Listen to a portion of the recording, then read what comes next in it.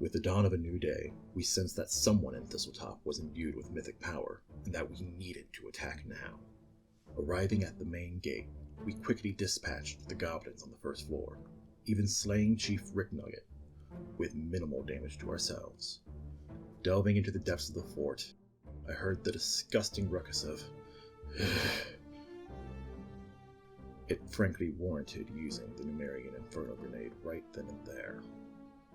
After dropping fire in the hole, we were horrified to see Pathfinder, the bugbear counted among Nualia's elites, still standing, buck naked, and raring to go. This month's content is brought to you by the Complete Waifu Handbook, now live on Kickstarter. More about that later in the video.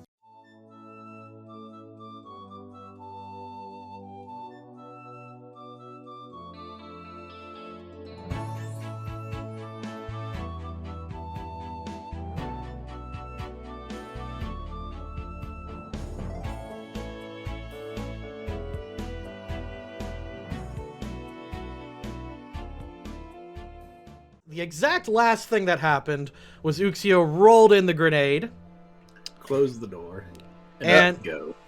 And an explosion has occurred. And leprosy! Safe word leprosy! As the bugbear stumbles out of the smoke, coughing. Standing in front of you is a 7-foot-tall bugbear, which is an impressive-looking goblin creature. Now, to answer the question that everyone is going to ask, I'm going to allow someone, let's say Uxio, to roll a 1d199 for me. 1d199? Correct. A 199-sided dice for no particular reason. Sounds like you gotta type that one out. Yeah. Oh, that's a 149. Okay, do me a favor. You're gonna take 7 and multiply it by, let's see, 1.74. 149 times what? No, the one. Okay, so 7.2 multiplied by 1.74. That would be 12.528. Brathasmus, swinging between his legs, has a 12-incher. Oh, god damn it. Amiko, seeing this, just her face slowly contorts to like a shocked, horrified disgust. I think the worst part is that Uxio's technically slumped over on the ground right now, so he's eye level with it. Yeah, well, Amiko was like listening in, like crouched. So Brathasmus is leaning against the door frame to his left profile. Oh, and Amiko is like crouched and it's right there. So I'm going to have Amiko roll a will save. that can be taken in so many wrong ways. Shut up. Oh, we're gonna take it in every way. By the way, I've got a sheet open. You want me to roll it? Why don't you roll it? 12. 12. The Better than my DC, last roll. We'll save that I rolled. the DC was 12.5, which is 1 inch. Unfortunately, Amiko does not make it. Oh god. So wouldn't that mean the DC was technically 13? It was 13, yeah. We round up for measurement, as you should. It's just polite, really. It's just... Amiko failed her will save and is quite stunned. For, let's say, at least surprise round. Because Amiko will safely say is surprised. Someone hit him with a weapon now. Yeah, bonk, bonk, as I freaking 5-foot step and proceed to Goblin Bane strike his nuts. Well, hold on. I need you to roll the will save. The DC is 13. Oh, no. If you succeed the DC of 13 on a will save, you get to act during surprise round. Alright, well, let's see here. You survived. Okay. Uxio, No, regrettably, Uxio- you do not get to act in surprise round. I'm sorry, buddy. Even without the surprise of what's swinging around, just the fact that I got slammed into the wall makes sense for me being stunned. Correct. All right, Zerdan, you may move. Okay. 5 foot step. 19 does indeed strike him. Low damage though for what it is. Oh my, yeah, Yeah. that was really bad. You stab him right in the butt cheek for 9 damage. Amiko Got is stunned for the round. Uxio is also stunned. Hecht, you may act. Deadman, I don't know if you're talking, but we cannot hear you. He mentioned that his mic wasn't on, but I don't know if it's still off. I don't exist. Goodbye. No, it's your turn. Come back. No, I will not come back. I will not move forward over here, and I definitely will not attack. Is that flank? I think we determined last time it was. But... Technically, yeah, that's flank, yeah. Holy scimitar? The Holy Question Scimitar. Now, Berthasmus is caught without his armor. Hold on. Okay, according to this, he is not flat-footed because he did get to act in surprise round, but his AC without armor is 16. Damn. Wait. Out missed. armor is 16. Yeah, he's a bugbear. So he's got It makes natural sense. armor too. Shit. Yeah, he's got natural armor. Well, that was my try, guys. Well, it is Bella's turn and likely about to be end of combat. Is there What any would you do, penalty for moving through an allied space? Technically, no. Technically, there is no penalty. That's been a classic rule for a very long time. And I have 30 feet of movement, so there is no issue. Mm-hmm. I Yep. think he's dead. Yeah. Just cleave him in half. No, just cut the dick off. Well, That probably happens regardless of how I cut him. Yep. You approach, and granted, because of the height difference, that the axe is probably being buried somewhere near it. It's a fairly lengthy target. It's a, God damn it. it strikes Berthasmus, who shrieks and falls to his knees. And Bella, you just kick him off your axe into the Kick him back into chamber. the room. Yeah. And before Bethasmus even gets kicked, we all hear a... Yeah. Bella, you gain 5 wrath points. Ooh.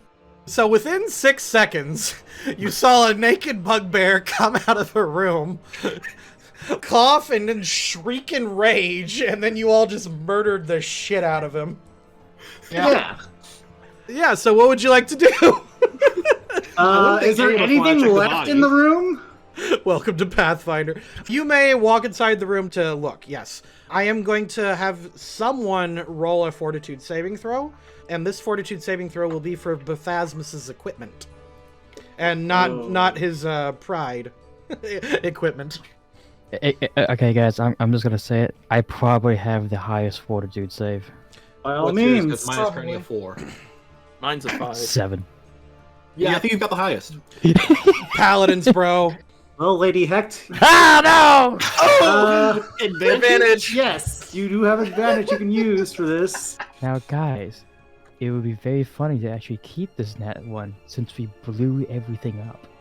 Yes. Okay, fine. Yeah, but a part of me wants there to be, like, something in there. You did drop a grenade on it. An incendiary grenade, not a concussive grenade. Something that was metal would survive. Maybe. Maybe. Up to you guys. Yeah. You've got over 100 of these things banked. We have 136. We are not wanting for them. Okay, who says yes? Yes. I think it's funnier to keep to that one. Okay, we have 1 yes, 1 no. Actually, 2 no's. Technically 2 yeses, I think. Unless someone else did not say yes. Who's the tiebreaker then? Then I guess that would be me, and I would want a better fortitude roll for Hecht. Alright, give me the next fortitude roll. 25! Alright, who's examining the room? I think Mako and Uxio are still stunned a little bit, so it'd have So to be somebody it'd pro- else. Well, I thought it would be I guess Hecht, I but I would- did. Examine things. Alright. Hecht, you step over the bleeding and I guess frustrated corpse of Brethasmus. And burned. And you examine the room. What was once a very comfy area full of couches, beds, perfume, and various, we'll call them recreational devices, is now a smoldering ruin. With the exception of Brethasmus's equipment, which was neatly hid in the corner. Now, regrettably, his composite bow, which looked quite good, was destroyed in the explosion. However, he did have a heavy flail, which when you pick it up does seem quite light but sturdy. It must be masterwork of some kind. All right. You find his, well, not in one place. You see his leather armor tossed throughout the room, and you do find it. And you manage to piece it all together, and it is +1 studded leather armor. Oh. We'll wash it before we sell it. I mean, I think that would be good for their dam, but do you want to wear his armor? That's a good point. Yeah, we'll Maybe we'll wash take it it. and then we'll sell it. And you do find a potion vial that... Of endurance? That one, unfortunately, was drank. The other one was a potion of cure moderate wounds. Now, the vial does have a crack in it, but you can drink it. Well, anybody wants this armor or this flail as I pick up both? Maybe I could take that over to DOS for some work and maybe to see if I can get the goblin sent out. Okay, but let me rephrase myself. Does anyone need it now for the fight ahead?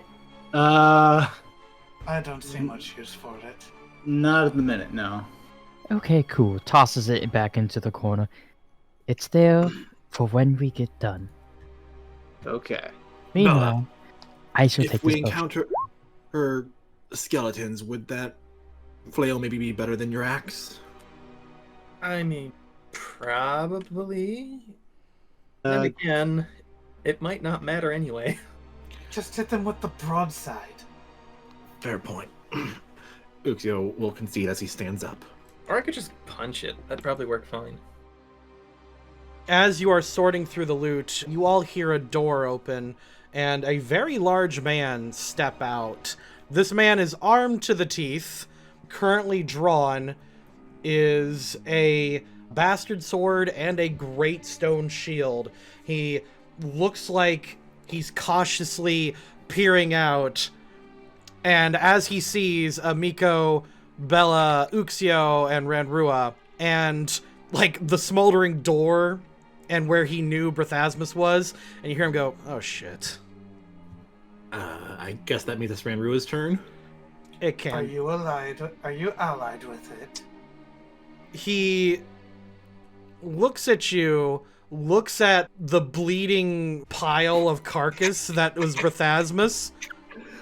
He goes, I was. While still holding the bastard sword and the shield, says, my name's Oric. I was hired as a bodyguard by Nualia. We'll be honest, this place sucks. They're doing spooky shit, and I don't want to be a part of it. And I'm going to roll his knowledge local. Would any of us be able to recognize his name? Like, does he have a reputation at all? Knowledge local or history would work. I'll try this roll. I rolled for Amiko. You just don't know anything, fine with Ranrua. I'm fine with that. We all thought Ranrua was dummy thick. Turns out she's a thick dummy.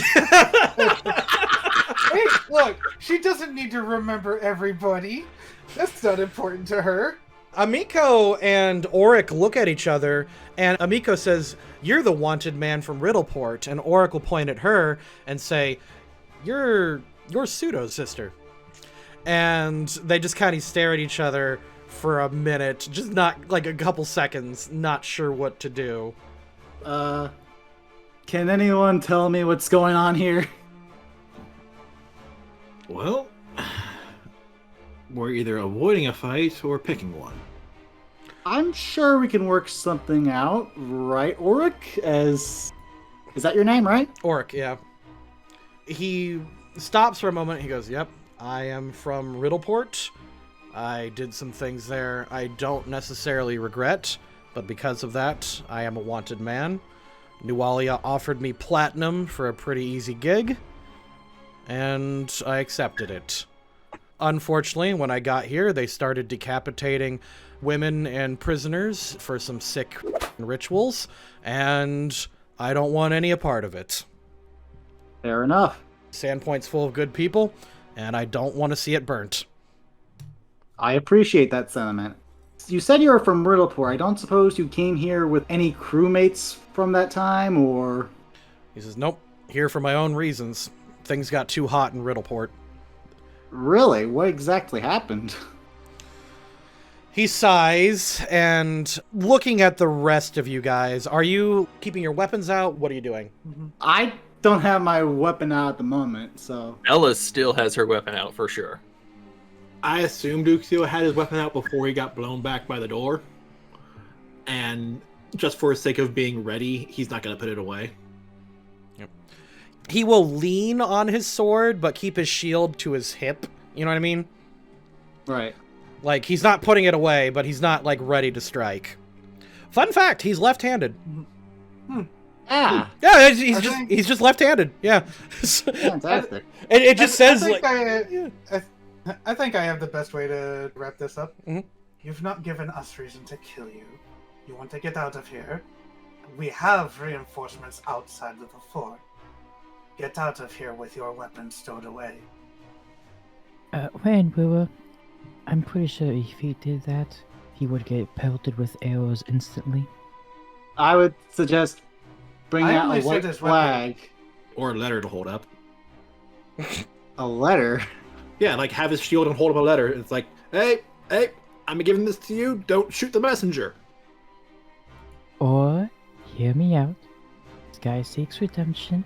He can just wait until in his room until it's all over. I'll come to get to him. Me and him could talk because he seems to want to redeem himself for his previous actions. Am I right? Before he answers, Uxio whispers, "Out of Saren Ray."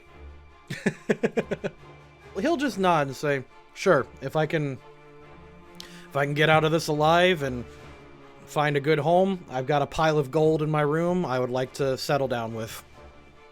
That's a fair point. Also, I can tell you about some of the freaky shit that they got going on, too." That is helpful, good sir.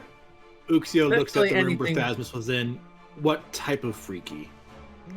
He sees, like, Zerdan horse strutting over, because Berthasmus is so huge, he's, like, sprawled out in a 10-foot spread, you know what I mean? Sorry about that. Excuse me, pardon me. Yeah, he'll back up. Ugh, He goes, that was nasty. Be careful not to trip on the severed. Right. Don't bring that up. Oric says, "Yeah, no. Up ahead," he points to where Randrua is standing. "There's a freaky chamber there. Lamashtu. There's a temple to Lamashtu up there. She's sacrificing people every few days at this point. Prisoners don't last long here. In fact," he looks over to Amiko and he says, "I'm genuinely glad Pseudo managed to lose you. Nualia mentioned offhand that if you had gotten here, then she would have just sacrificed you to her disgusting god." The color drains from her face for a bit as he continues. "Every few days there's a ritual, and she's doing something. She's storing, I believe, what they called mythic power. She gave a rank..." He's trying to, like, he's not, like, quite understanding what happened, "to all of her lieutenants. And just this morning, she made Uxio a paragon like me." Wait, what? Sorry, god damn it! These names! Pseudo. Yeah, Pseudo. yeah, all these people. She said, just this morning, she made a pseudo a paragon, just like me. I think Rodro is just kind of feel like it's just gonna get that like fang-bearing grin. I will turn this ritual against the sucky bitch. He goes, good.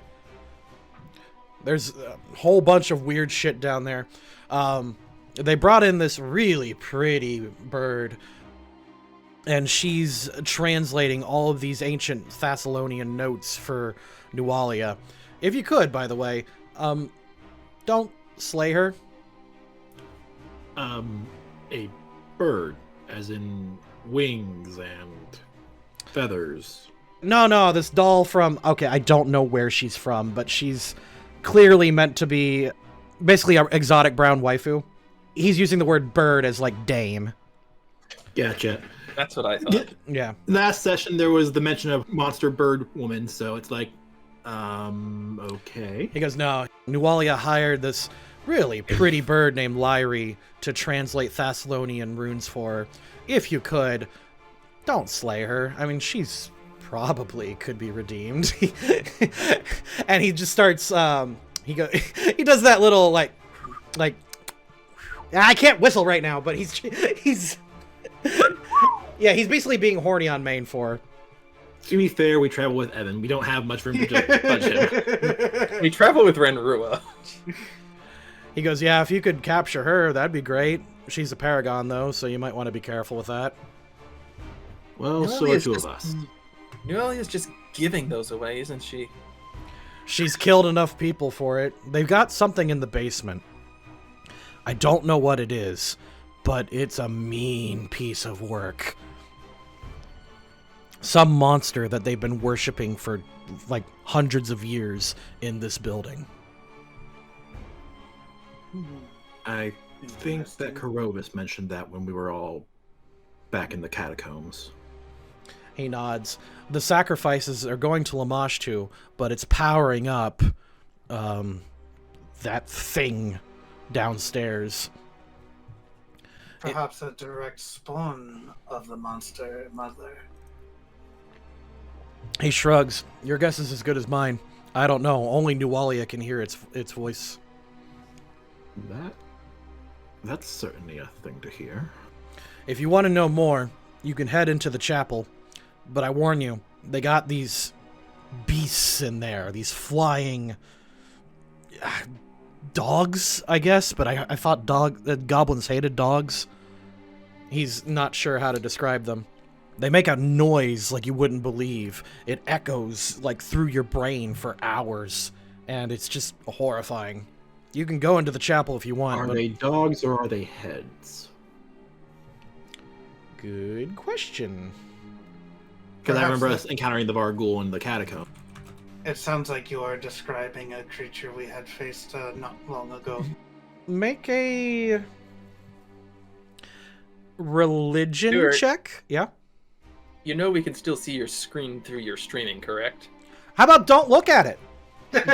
Yeah, you guys True. just don't Yeah, have the I stream. minimized once I You had the music going. saw the stuff. So I Yeah. didn't even realize it was Or- still there. Oh, okay. Oh, This- that stream. that stream. Okay, yeah. I'm I not did watching know that. Twitch. I was watching your music stream. Got it. Okay. No, that is my fumble. That's fine. I couldn't see details anyway. It's just Yeah. So knowledge, religion. You said though. Knowledge of religion. Yeah. Again, Ameiko's rolling, not Ukiyo. Like even if you know, even if you know the name of it, I doubt you've ever encountered it personally. So 19 knowledge, religion. they're probably describing some kind of demon dog because he mentioned the word flying. Yeah. Okay. Between Hecht and Zerdan, you think it might be a creature called a Yithhound.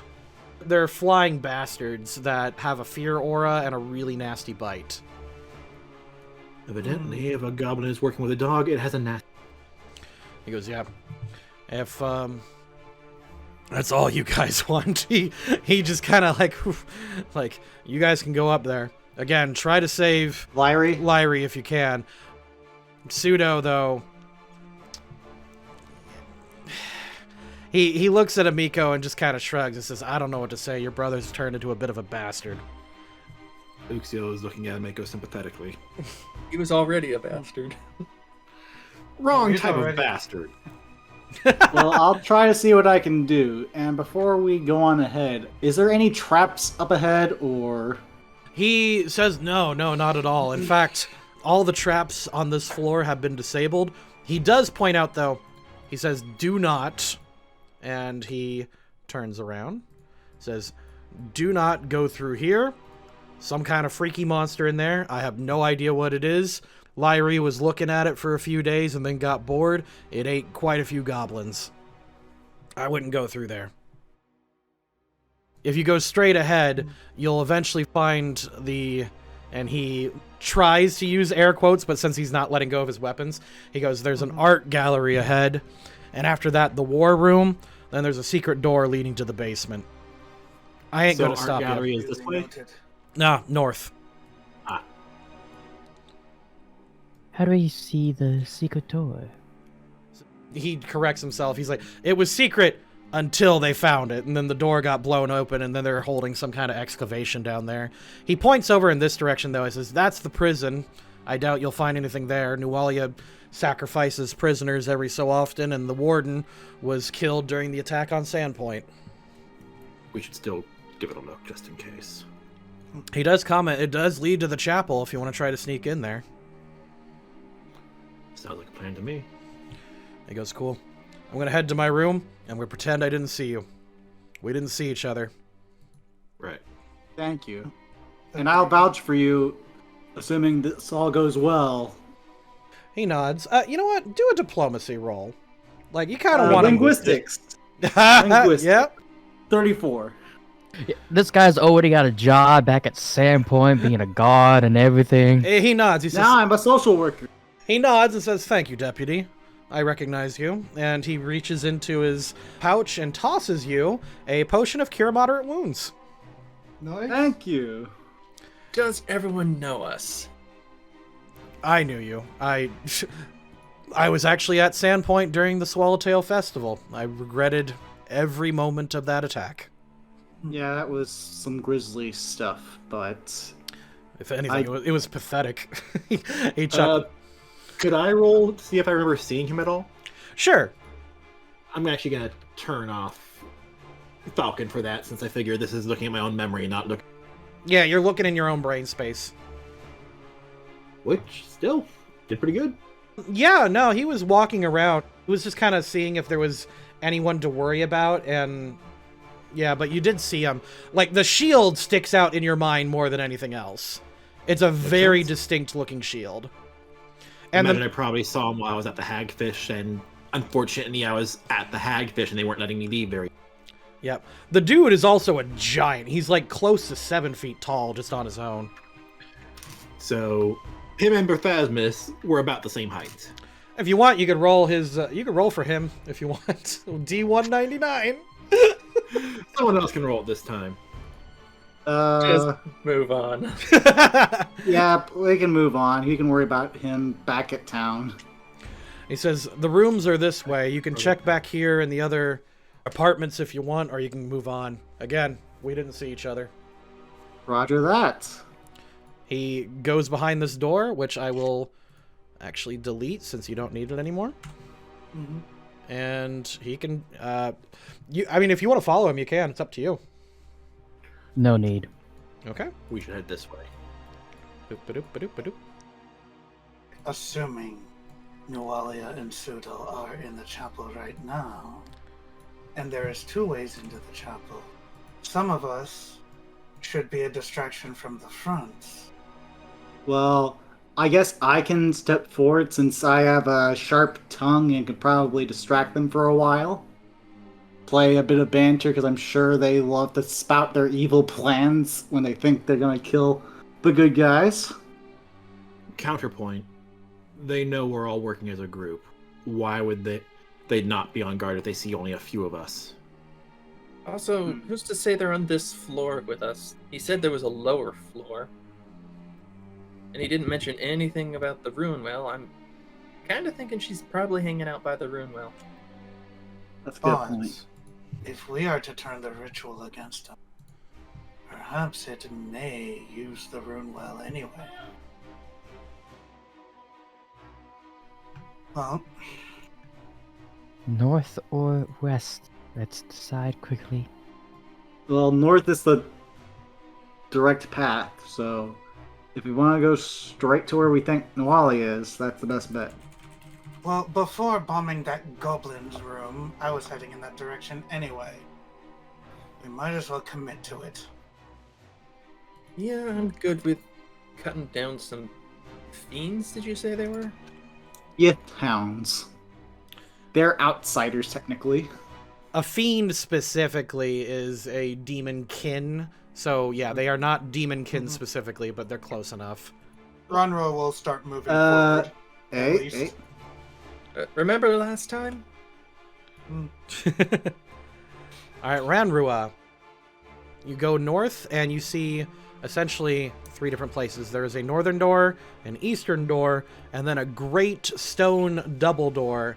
The 2 large stone doors sit in the western walls here, their faces carved with images of horrific deformed monsters clawing their way out of pregnant women of all races. You suspect, yeah. That would most certainly be the entrance to Lamashtu's temple.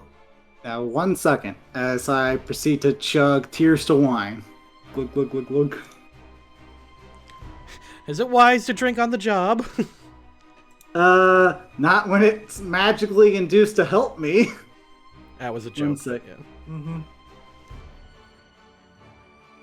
Yeah. Alright, so inspecting the door, does it seem rigged or anything like that? Oh, not at all. Considering this is kind of like the goblin living area, you know that they don't tend to booby trap at least their religious places. They don't. Nualia might have. Okay. All right. Yes. 3, 2, 1, and through the door. Open the door. All right. Zerdan and Bella push against the chapel doors, which creak inwards, revealing several pillars and an open worship area leading up to a stone slab, and behind it, a gigantic statue. I will go ahead and read the flavor text. The stone fonts containing holy frothy dark water sit to the north and south of the eastern entrance of the room. So these 2 things right here. They're gross-ass waters. And twin banks of stone pillars run the length of the long chamber. At the western end, a shallow staircase rises to a platform about 2 feet off the ground. The walls surround this platform and are lit by hanging braziers that emit glowing red smoke, giving the place an unnerving crimson lighting that throws the bas-relief carving of countless monsters feasting on humans into a lurid display. A black marble altar stone. A black marble altar stone. I feel like that could have used a second pass. Its surface heaped with ashes and bone fragments squats before a 10-foot tall statue. The sculpture depicts a very pregnant but otherwise shapely naked woman who wields a kukri with each taloned hand and has a long reptilian tail and bird-like taloned feet. The snarling head of the 3-eyed jackal with a forked tongue. Its left kukri flickers with an orange, fiery light, while the right one glows with a cold blue radiance. This is obviously the chapel to Lamashtu. And it's currently empty, it looks like. Sure seems that way. Maybe we should look a little more closely. Okay, so stepping into the room, I guess? Sure. Yeah. Are we going to roll perception before going into the room, or are we just keeping the perception rules for when we're outside the room? I wouldn't worry about it. Of course you wouldn't. You're the DM. I'm just saying I wouldn't worry about it. We were warned that those Yith hounds were in here, so I'm guessing they're hiding. Dead man, do you want to be in front of Ameko or behind her? I think I'll just keep myself back here and not go into the lovely room of death. Wow. Bella, you walk in. Yeah, it seems to be empty. How high is the ceiling? It seems like... Sorry, I'm looking at it. While you're looking it up, I'm actually going to use this to try and see if there's anything magically hidden. I'm not sure if it works that way, but hey, it's a cantrip. I can do it at will. You detect magic near the altar, actually. Otherwise, you don't detect any other magic in the room. The ceiling's fairly high. I'd say like 30, 35 feet tall. Bella wants to look up there and see if there's anything hiding on the ceiling again. Because he mentioned those things could fly. I did. Or had wings at least. Auric did mention that. Yeah, you don't see anything. Would Runrua be able to identify the liquid that's in the basins? You absolutely could, but you would need to step into the room, of course. Gotcha. Okay. We're all paranoid. Yeah. Okay. So, you know what? I'm gonna try something here. I'll take one of my ration, like a nice juicy piece of jerky, and chuck it like maybe over here. You yeet a piece of jerky. You wait several seconds, and the only sound you hear is the gentle but sinister flames coming from the kukris. Yeah, I don't like how they're lit like that. It's quiet. Too quiet. Gosh. I'll go in here and try and look deeper in. All right, Uxio, you walk in, and... Oh, this room stinks, and it smells like death. However, while that would have bothered you a while ago, it's kind of pleasant, really. Oh, no. Yeah, it's not the worst. Stink goblin, you know, is the worst part. But I hate otherwise... this out of character. I hate it so much. Otherwise, this room actually is fairly cozy if, like, you had to live in here. It's the nicest kept room in all of the fortress so far. Yeah, what you doing? I guess... Move over. I'll move. Alright. And... Alright, we'll move in here. Wait a minute. Get a bit of a survey. Yeah, you guys walk into the room. Even Amiko, who's kind of like looking around and just kind of conjures a harp into her hands to like ready inspire courage. But at the moment, no, the room's fairly calm. If the Yeath Hounds are in here, none of you are either detecting them or they're sleeping or something. It's weird. Would they be able to sleep invisible? You did not roll good enough on your religion check to be able to determine that, if they can go invisible. So Radra is going to inspect the water. Okay. And I guess Uxio's gonna get up closer to the altar since that's where he saw the magic. Alright, Ranrua, give me a perception check. Perception 23. That is really good. You look inside and you just kind of give it a whiff, and you could tell immediately it's unholy water. If a fiend were to drink that, they would get a healing benefit. And if you were to drink that, it would just be very unpleasant, but it would not harm you. How would that work for someone who's part undead? Oh. Knowledge religion. Okay, I'll roll my should plus I? 0 knowledge religion. All right, Since then I'm then you can't do it since you're untrained. Yeah. Let's go back to action. I'm the one inspecting it, so I should make that roll. True. Right. But are you trained? Nope, not trained. Because it's Lamashtu specifically, and Yes. your people come from Lamashtu, I will let you use religion checks for her untrained. Okay.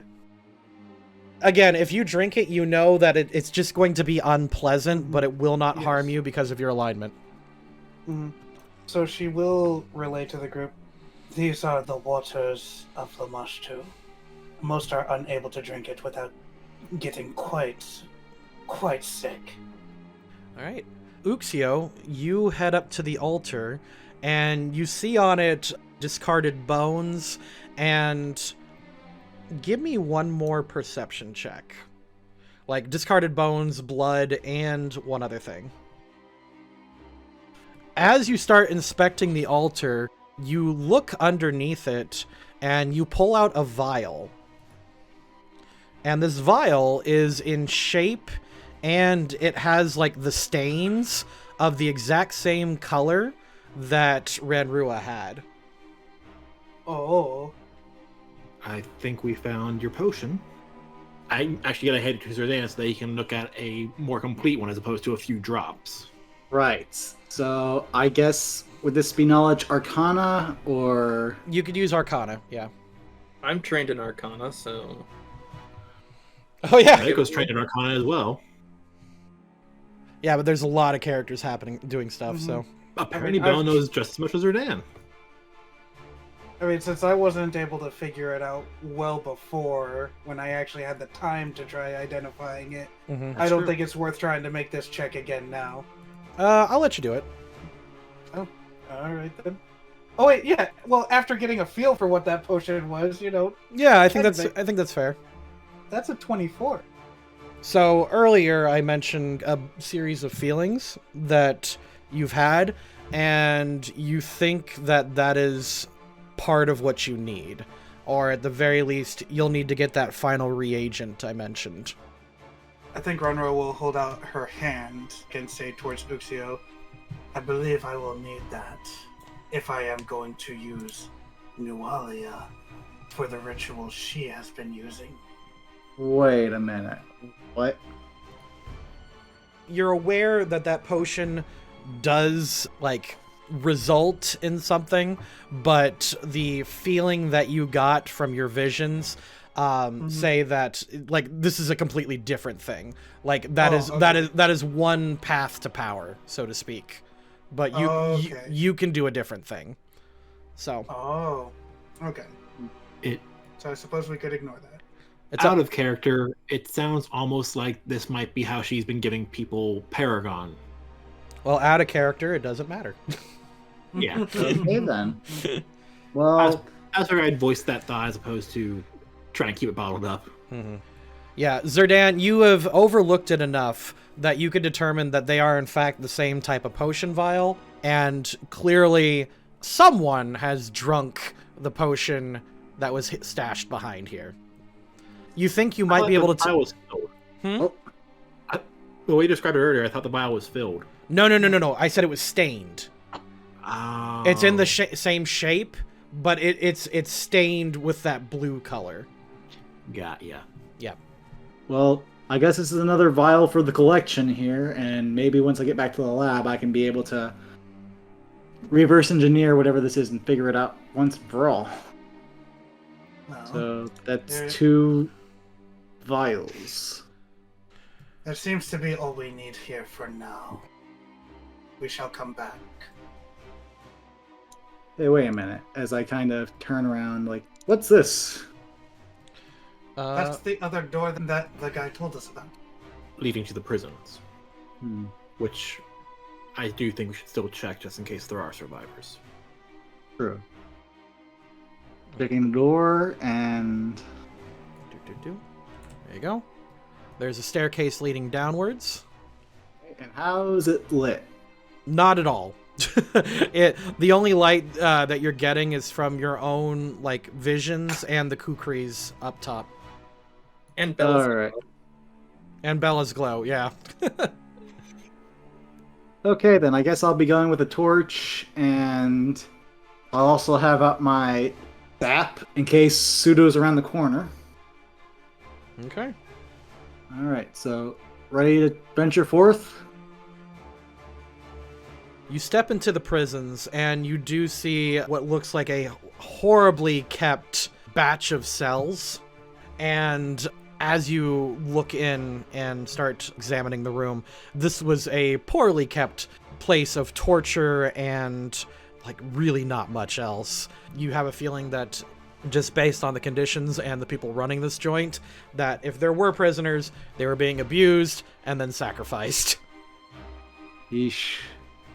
There is a door up here that Amiko will go up and open. Hey, gang. And it leads into an office. There's also the door over here, which Uxio's gonna look through. Okay. It leads to a triggered fireball spell. Amiko dies. That just goes back to where we came from. Yep. Hey, better double check than assume. What's Bella doing, just so I know? She's just keeping an eye out, but I think she's going to move back over towards Hecht and Runelords just in case. She was told there was something in here that was going to probably attack her, and nothing's happening. Yeah, if anything, it's honestly been the nicest room in the entire place. Aside from, you know, the stench of death. Yeah, it's just been a thing. You guys go back out to share things. Zerdan, Uxio, and Amiko are investigating the prison. You do find the warden's lair back here. Give me a perception check for the warden's lair. Okay, 1 second. You find some old notes written in ancient Thessalonian.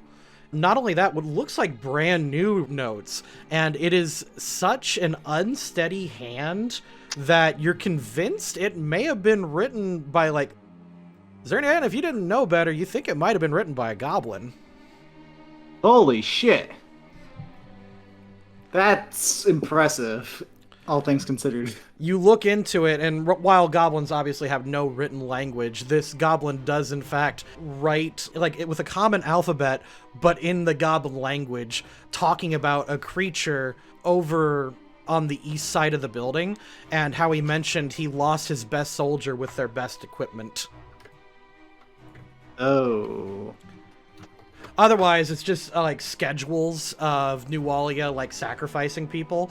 Like, weirdly enough, this goblin could read and write, and he was keeping track of all the prisoners that they had in here. That is very odd. Does this warden even have a name, or is it just the warden? He does have a name. His name is Brunkle. Brunkle. A part of me is actually now hoping that we can possibly get Bronco out of here alive. Brunkle was killed. Yeah, in the raid. he was killed in the Sandpoint raid, unfortunately. That's right. But you said there's ancient Thessalonian in this one too? Like, Yeah, there's notes written in ancient Thessalonian. and this is just the stuff about the creature killing the soldier? Yep. While this is occurring, Hecht and Bella, you're just kind of standing guard at the chapel entrance, and Ranbrua, you hear some whispers as you feel some breathing over your shoulder. I need a will save from Hecht and Bella. Bella and Hecht. That was not enough. What? Whoa. The doors shut behind you, and time seems to stand still. Ranrua, behind you, you can feel the breathing of foul-smelling creatures over your shoulders. As you turn around, two great hounds look at you, and their maws are stretched out into wicked smiles, and as one speaks, the other answers the sentence, "Mother's been expecting you," and the other one will be like, "Yes, honored guest." I have received her visage. "But you're missing a vital piece," and the other hound responds, like, "Yes, this needs to be fixed." The hounds look at each other and think, "Would Mother be pleased?" And the other Yith hound looks back and says, "Perhaps." And then they look at you in unison and they say, "Matron, will you accept her blessing?" What I require should not be too far away. "Yes, not far away, true." But the other hound says, "But the others will stop you." And the hounds look at each other and says, "The sacrifice must be made," in unison. As they look at each other more, it seems like there's like some unspoken communication as one hound levitates towards the ground and just kind of sits there waiting as your hand twitches in excited expectation. And I shall not be sacrificing myself. You reach out with your clawed hands and plunge into the Yith hound and pull out a mythic heart, still beating.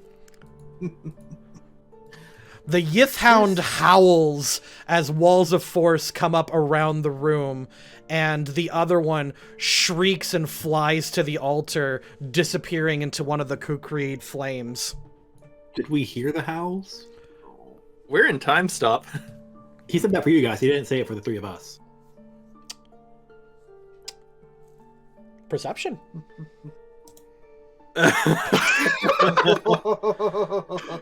Uxio, unfortunately, I need you to make a fortitude save. Oh,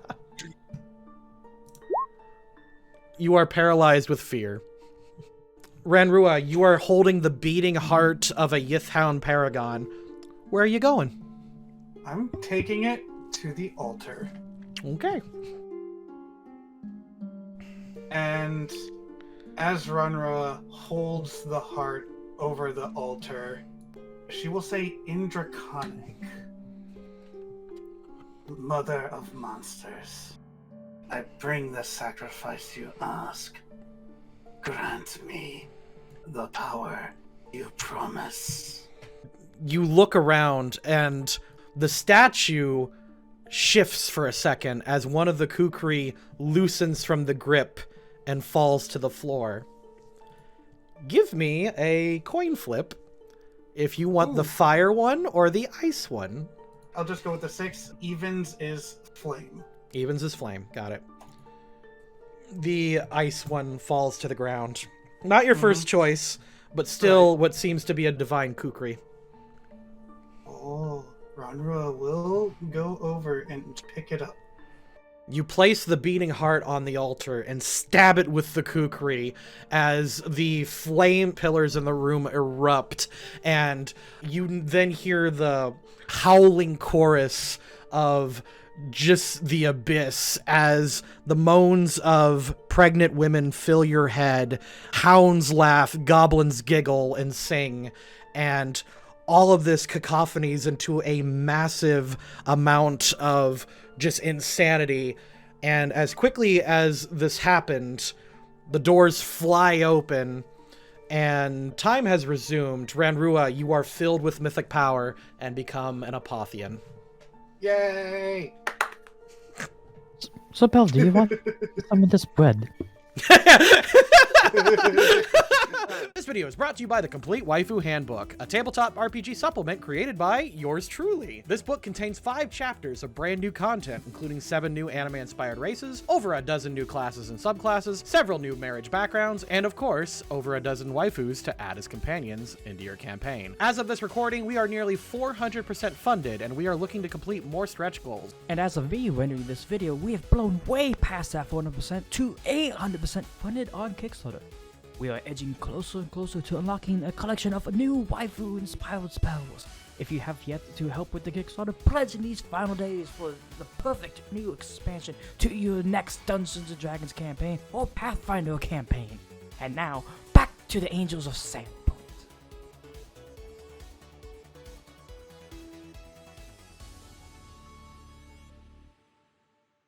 Now, the only person who felt like something was off this entire time was actually Uxio.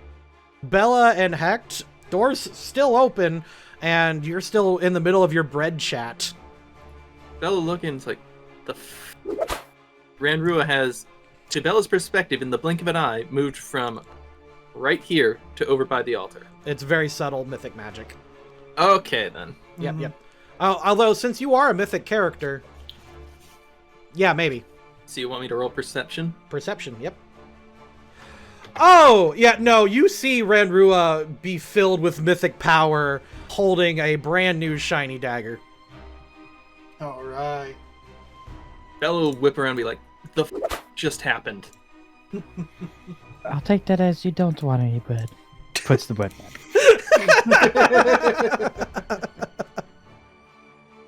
Well, So, it seems the ritual was much easier to be carried out than expected. So I take it that Ranrua would simply be holding the kukri in her, I'd say, left hand. What ritual? What did you do? The one that Elle, Nualia please mute. was performing. If you must know, the doors shut on me, the Yithhounds came to me, and I sacrificed one of them. No. Do a deception check. I actually have a better one for you. I have a better one. Deception check. Yeah, Okay. I have a better one for you. Yeah. Alright, gotcha. Okay, yeah. So you can roll perception to see if she's lying. This works out. Mm-hmm. This does work out. All right, Ranrua, so forget everything she just said a minute ago. yeah, she did not say that she sacrificed one. She said, Whilst I was alone for the moment, the hounds attacked me.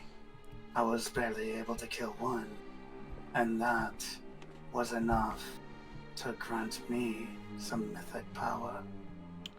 I will say, Bella, it sounds sus, but considering everything you've seen with the freaky mythic shit, that's not out of the realm of possibility. And the dagger, or whatever that knife is. The statue granted it to me. A gift from Mother. So, I guess your patron has changed. Oh no. Things have not changed. Not in the slightest. We still have Nualia and Pseudo to take care of. I cast Smite Evil on Ranrua. Does she die? I'm kidding. Rude! Rude. Ranrua, what How we'll do is rude. we'll treat your hit points as maximum now. Okay. Has anything gone off to where people in the office might? Amiko and Zerdan, you're still kind of like geeking out. That's like, oh my god, there's a goblin that's written and like taking notes and like with Thessalonian. Fair. And then like Amiko's like, no, I don't think he wrote in Thessalonian. I think he's just keeping notes in here. But wait, I compare the two writings. Yeah. So would I be able to figure out that? Oh, this goblin could possibly have written freaking Thessalonian. He wouldn't have been able to write Thessalonian. Okay then. I He was guess. smart enough to write, not smart enough to write a dead language. Yep. The goblin does mention, however, that he hates Lyri, which is why he's been slowly stealing Thessalonian notes from her. Oh, so this is who it is. Okay. So Lyri knows ancient Thessalonian. Yeah, Oh. that one guy did Yeah. mention it, yeah. So Bella and Ranrua, are you guys done in the chapel? Can we move on to, I don't know, finishing this attack? Of course. Let us proceed. We're missing 3. They're in the They went Where's- the other way. Zerdan, you and Amiko pick up all the relevant notes, head on out, and you kind of see Uxio just paralyzed against the wall. Like slumped? That's up to him. It was paralyzed with fear, right? Not like actual physical paralysis. Yeah, fear, yeah. So I'm gonna say he has like one hand against the wall, the other one against his heart. Amiko stops and draws her sword, and then like leaps out in front and looks around, and then like looks back to you concerned, and she's like, "You okay?" You didn't hear that? No, we were in the office. Like, what's going on? And she'll look around perception check wise. What did you hear? And he's gonna say the first thing that pops into his head for describing it. Death. As in? As in, let's get back to the others, Amiko insists. Okay. Everything okay? Apparently, they're better than okay. Wait. Never better. Oh my god. I imagine Uxio's eyes are still wide from adrenaline, so Did we miss anything? Because we just found that apparently the Lyri character has the ability to read and write ancient Thessalonian. That must be why she was seen as useful. Anyway, we have targets to find. Okay. So you're saying that this all happened while we were off in the office? Oh yes. So you fought Yeth Hounds. That must have been what I heard. You'd be correct. Amiko, her eyes like widen and says, "You took on 2 Yith hounds at once? God, I've underestimated you, Ranrua. Goblin Bane indeed." I will say Uxio would be more suspicious of this, but he's still freaked out. Let us proceed. As you guys are leaving the room, Uxio, you're kind of standing there terrified. Miko just quietly grabs one of your hands. She looks at you and she just gives you, hey, you'll be okay. We got you. We got this.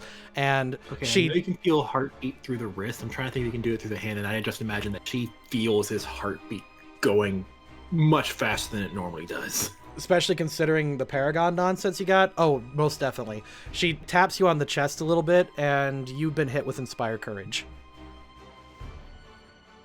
You all leave the room, heading to different directions. Now, thanks to Zerdan and Amiko's discovery, you've learned that the strongest goblin soldier with the strongest equipment is over in the lair of a creature they don't know about, but north is basically the end of your quest. Like, Nualia's north and in the secret underground part of this lair. Where would you like to go? Well, I'd like to go north. I like to go south. See you guys. Peace! So, do we want to finish this up, or do we want to off this creature so we don't have to do it later? If we're taking on the creature, this could be a good chance for Renrua to show her new ability. Or it could just, weaken us right before a big, important fight. So we can honestly call everyone in once all's said and done with Nualia. True. I'd say Nualia is a better testing target. Amiko says, I agree. I'd rather go and capture my brother. Okay. And is this room still lit, or? Oh, it's mad lit. It's so cool. I'm just saying if I need my torch still, but... Oh, in this room that you're in, like, you got Bella and other characters have got torches, so it's like you've got enough light sources. It's not a problem. All right, then I guess I'll put out my torch real quick and have a sap and a rapier out. My Goblin Bane rapier, yep. Okay. Zerdan, you move on and you open up the door and you see what can only be described and what has been described to you as the art gallery.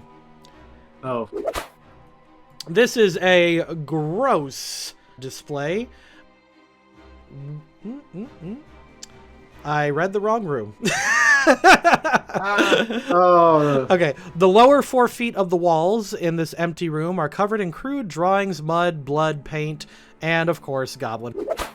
Most of the drawings show goblins engaged in some sort of violence against humans, horses, and dogs, and although these are not mutually exclusive for goblins.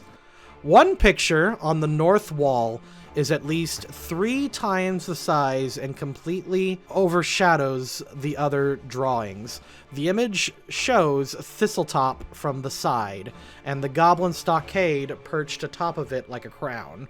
So you know that there's this underground fortress. On top of it is the Thistletop keep. The cave has been drawn into the center of the image, and looming inside is what appears to be an immense muscular goblin with snake-like eyes and a dog slicer in each taloned hand. And if the scale compared to the rest of the drawing is to be believed, this goblin must be at least 30 feet tall. Oh. We gotta stop that. Yep. Could be foreshortened. Foreground, background. Or it's a tall tale. Shut up! I mean, goblins gotta compensate for something.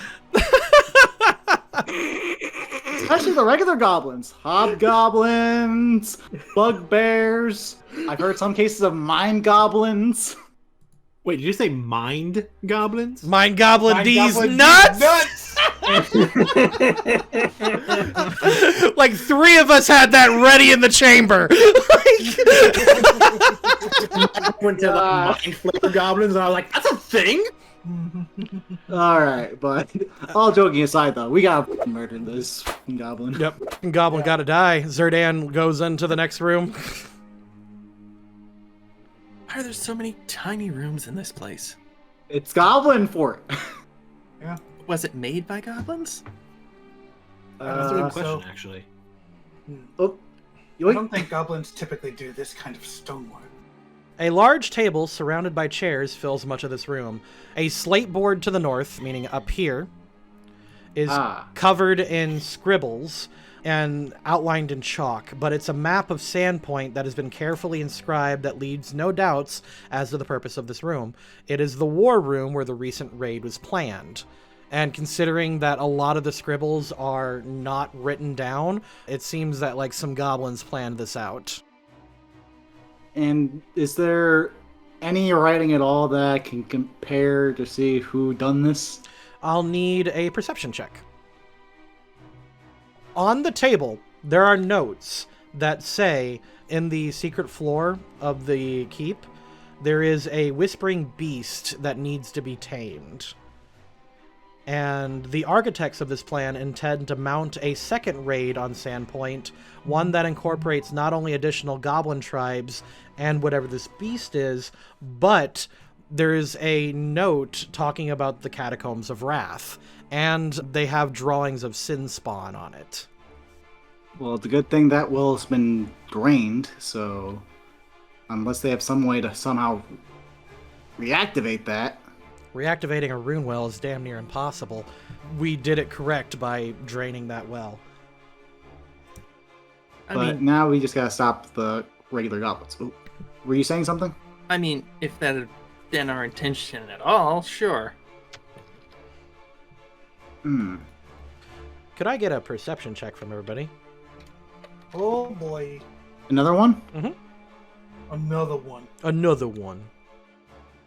You can hear some rumblings from the other side of this door, and two people whispered increasingly hushed tones. Do I recognize either of the voices? Yes! You do, absolutely. I will activate my shield spell. Okay. You are shielded. If one of them is Pseudo's voice, I'm putting away my falchion and drawing out his bow. You do hear Pseudo's voice, and Amiko recognizes it too. She just kind of shoves her way past Ranrua, and she starts pounding at the door. Pseudo! Get your ass out here! And you hear, like... and more scrambling. And there's... Oh no! He hears his big sister. Instinct kicks in. And you hear this high-pitched feminine voice, and you hear Pseudo basically shout, "The angels are here, run!" And both of them scramble. Then, like, after a few seconds, the sound disappears as Amiko is just pounding on the door, just shouting, "Pseudo!" Wait, Amiko, is it hold even up, locked? hold up. Is it Uxio locked? asked, is the door even locked? Yep. Like, she's been pounding on it. Has she tried opening it? Yeah, she did. Hold on, let me try something. She steps As back I- and says it's jammed. Let me Smash try it. and see if I can work this. One sec, as I pull out the thieves' tools. It's jammed, not locked. Move. Okay. Strength check. Oh, actually, hold up. Is that enough? If it's not, I'll just take my axe to it. It's a wooden door. Right, Could no, also like, surge. Bella, you pound and slam into this, and eventually you crash through, and they had so much furniture against this thing. You're almost impressed that they had all this furniture over here. Okay. You enter a room that looks like it belongs to some kind of hoarder. And Zerdan, you could barely squeeze in through this other spot here, actually. Like, you're gonna need to do, like, tumble checks to even get through this. Alright, acrobatics then? Can Vela just move some of the furniture so the door can open more? Yep, that'll require a second strength check. Or dexterity, because you're kind of, like, moving stuff in, like, Tetrising them into another place. Yeah, Bella doesn't Oh. do dex. Ah. Bella, you start grabbing furniture and throwing it against the northern part of the room, basically smashing and clearing out all the furniture. The room appears to be empty. There Appears was to someone be here. perception time. Yeah, I know there's a secret door in here. Let's find it. okay. Combing with a fine-tooth comb. Wait. I pulled out my magnifying glass.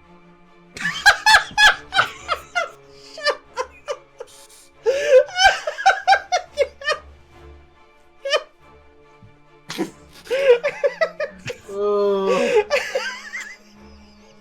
I'm sorry. I'm like it's such a cartoony like old school thing. Like the Sherlock Holmes pulls out a magnifying glass, starts looking on the floor. Ah, jeez. like in game mechanics, it absolutely makes sense that you do this. I understand, but like from a practical point, like someone in real life doing this. Aha! Aha!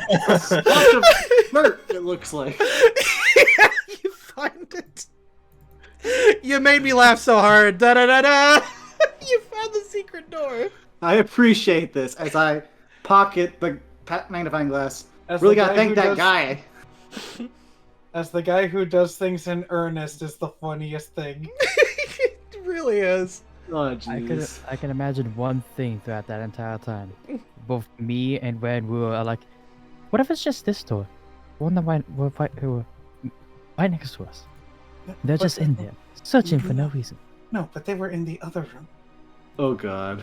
But this one also goes down. That goes up. Gang, That goes up. That goes up. Oh, never mind. Yeah. Gang, we're hot on the trail. Let's catch the culprit and solve this mystery. Come on, gang. Let's- Okay, Fred. Oh yeah, we should probably roll initiative, shouldn't we? New floor. New Yep. floor. Yay! All right. Would you like to discuss the order in which you are traveling down here? Because this is fine, what you've got going. But if you want to rearrange, that's, you know. I do think that Bella being there to literally break down the door if they locked it, so that we don't waste time and they get away. I Yeah, see that's- myself at the yeah, very that's fair. end. Okay, so 1 second. Plus, yeah, Bella being in front just kind of makes sense. Okay. All right, Bella, you see in, and you see Pseudo and a fairly attractive woman on the other end of this room. Like, Pseudo is pounding on the door, and he's shouting, Nualia! And the lady turns and see you guys open the other door, and she's like, shit, Pseudo! And he stops and looks at you. As Bella enters the room, he holds up a hand and says, stop! Mako, I had her just kind of rush in. Oh, okay, hold on. Like, too much. Oh, hold up. Pseudo's like, stop! Out of respect for my sister and her friends, you must know that this room is trapped. And you cannot proceed without getting diced. Then how did Wait, you get over there? diced. He says, we know the traps. We're just going to... And he's trying to open the door. Wait. Just while I double check how a certain thing that mythic characters get work. Does it work on attack rolls? If you're thinking of Surge, then I think it works on literally anything. Pretty much, yeah. Yeah, I would like to try and... You know the old Skyrim meme? I want to do that to Pseudo with his own bow to try and keep him from being able to run. Oh! Yeah, with the nat 20, I'll let you do it. I'll let you have surprise round. Absolutely. All right. And I'm going to spend a mythic power to add a d6 to that if you want it to be even higher for that called shot. Yeah, I believe that would be a tricky shot, so that would be a good idea. So 23 total. You fire, and it hits him straight in the knee, and he shouts, ah! As with that scream, that's initiative for them. So, Nice. Uxio, you're up. I'm going to shoot him again. Okay.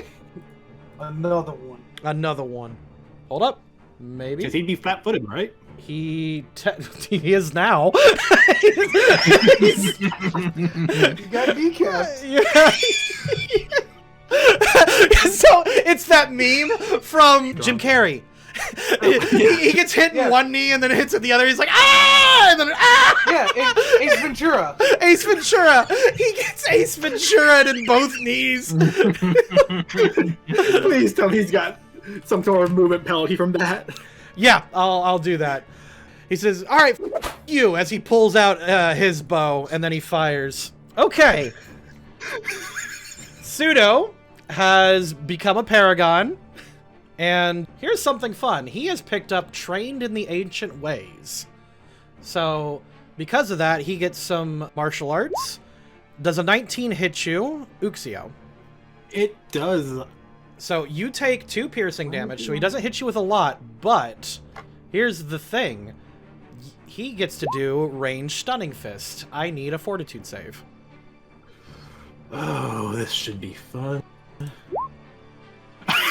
Nat 20! Yep, okay, so that doesn't matter. So he's gonna shoot again. How much damage did I take, by the way? Only 2. Only 2. Oh. Because he's not using a composite bow. He is not. He fires again, and you take another 5. He then will burn a thing of mythic power and fire one more time. You take 2 arrows and then catch the third one, and yeah, he has ended his turn. Zerdan, you're up. I'm gonna try to go on ahead here. If you could give me a hand real quick, as I'm going to actually try to take a step and then try to leap over to where freaking Pseudo's at.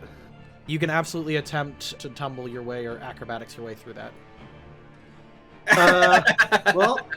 Here's something else, because I still have inspiration and some swashbuckler shenanigans called Daring Do. You can do your Daring Do. Yes. So, first things first will be the Daring Do, so 16, and then on top of that, I will use a thing of inspiration. So, a total of 18.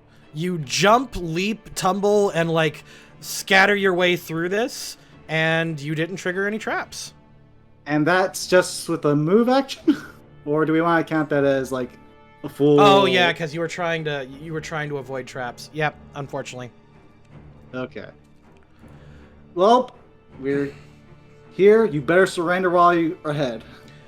Miko begins to play her song and shouts to her brother, Pseudo, you have 10 seconds to drop your weapons or we will use everything we have. The entire party gains Inspire Courage. He basically has until Bella gets to him. I'm assuming that I don't get like double the benefit from that RP part earlier. You do not. I'm sorry. Okay. Yeah, I figured I'd double check just in case.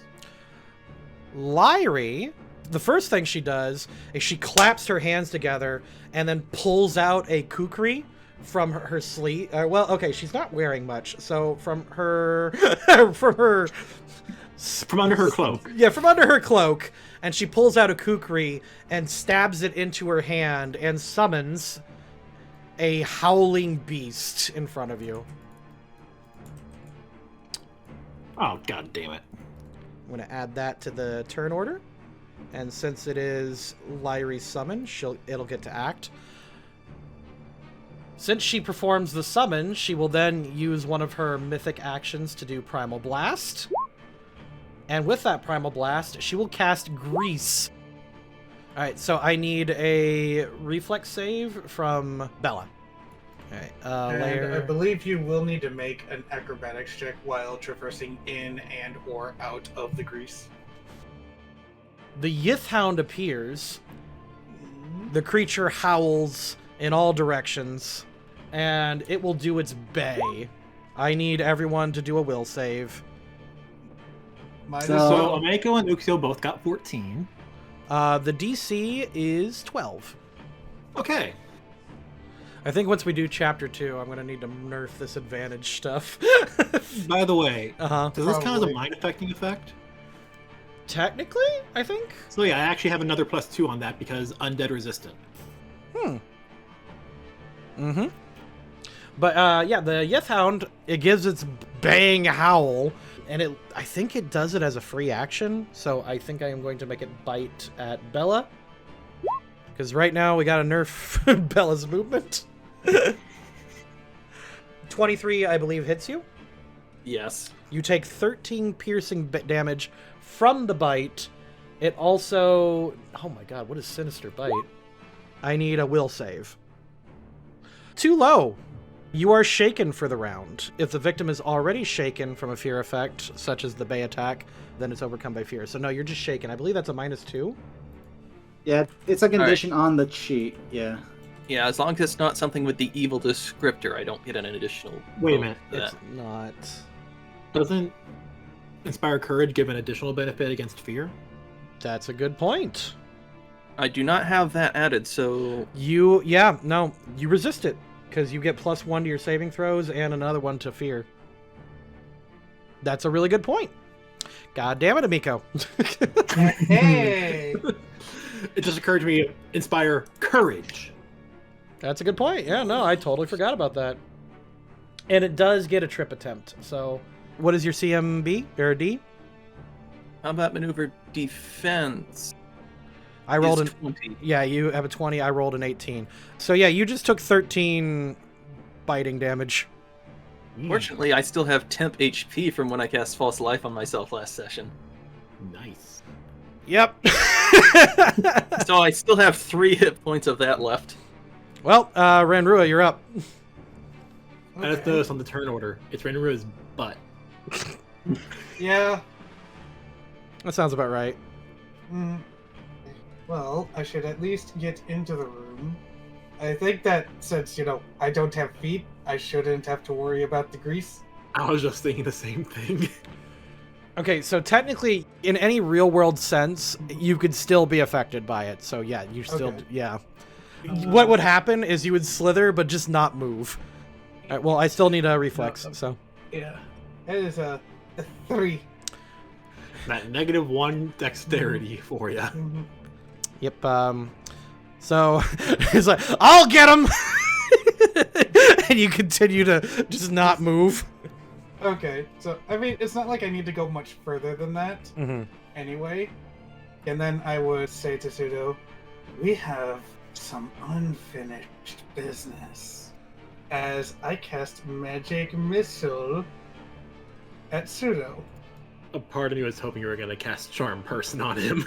No, Part of me was no, hoping this she would cast Grease on He's them. already been attacked, it wouldn't work anyway. Have that buffed by Divine Blast. Okay. Ooh. Divine Blast is just a whole nother attack, dude. Oh, cool. That's basically 2 rounds of 7 damage.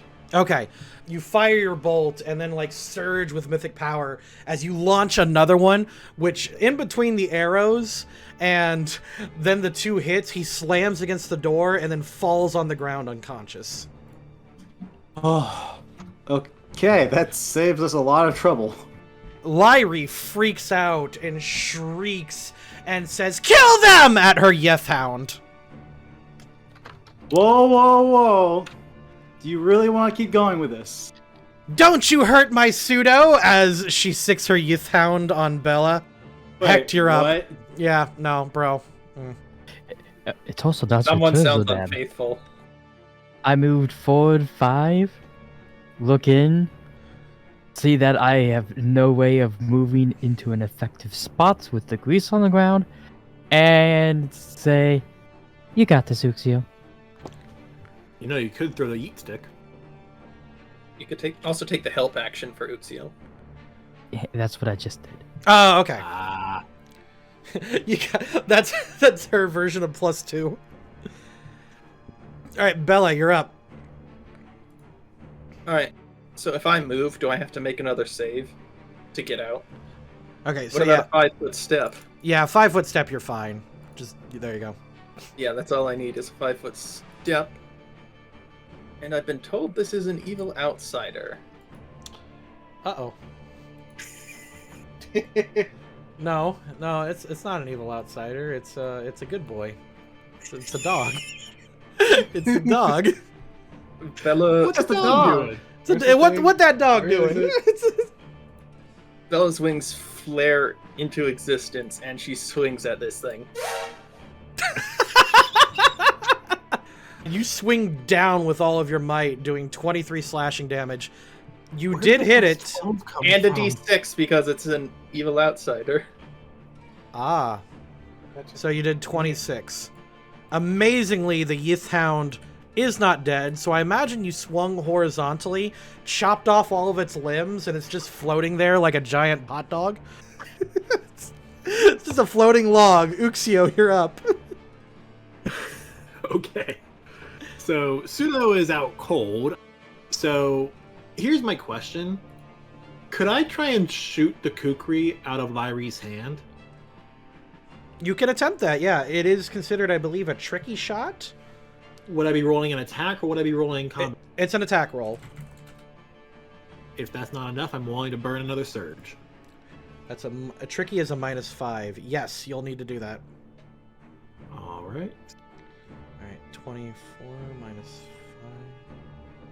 5. You got it by 1. That was really good. Yeah, you knocked the kukri out of her hand. I'm gonna say, I highly suggest you surrender.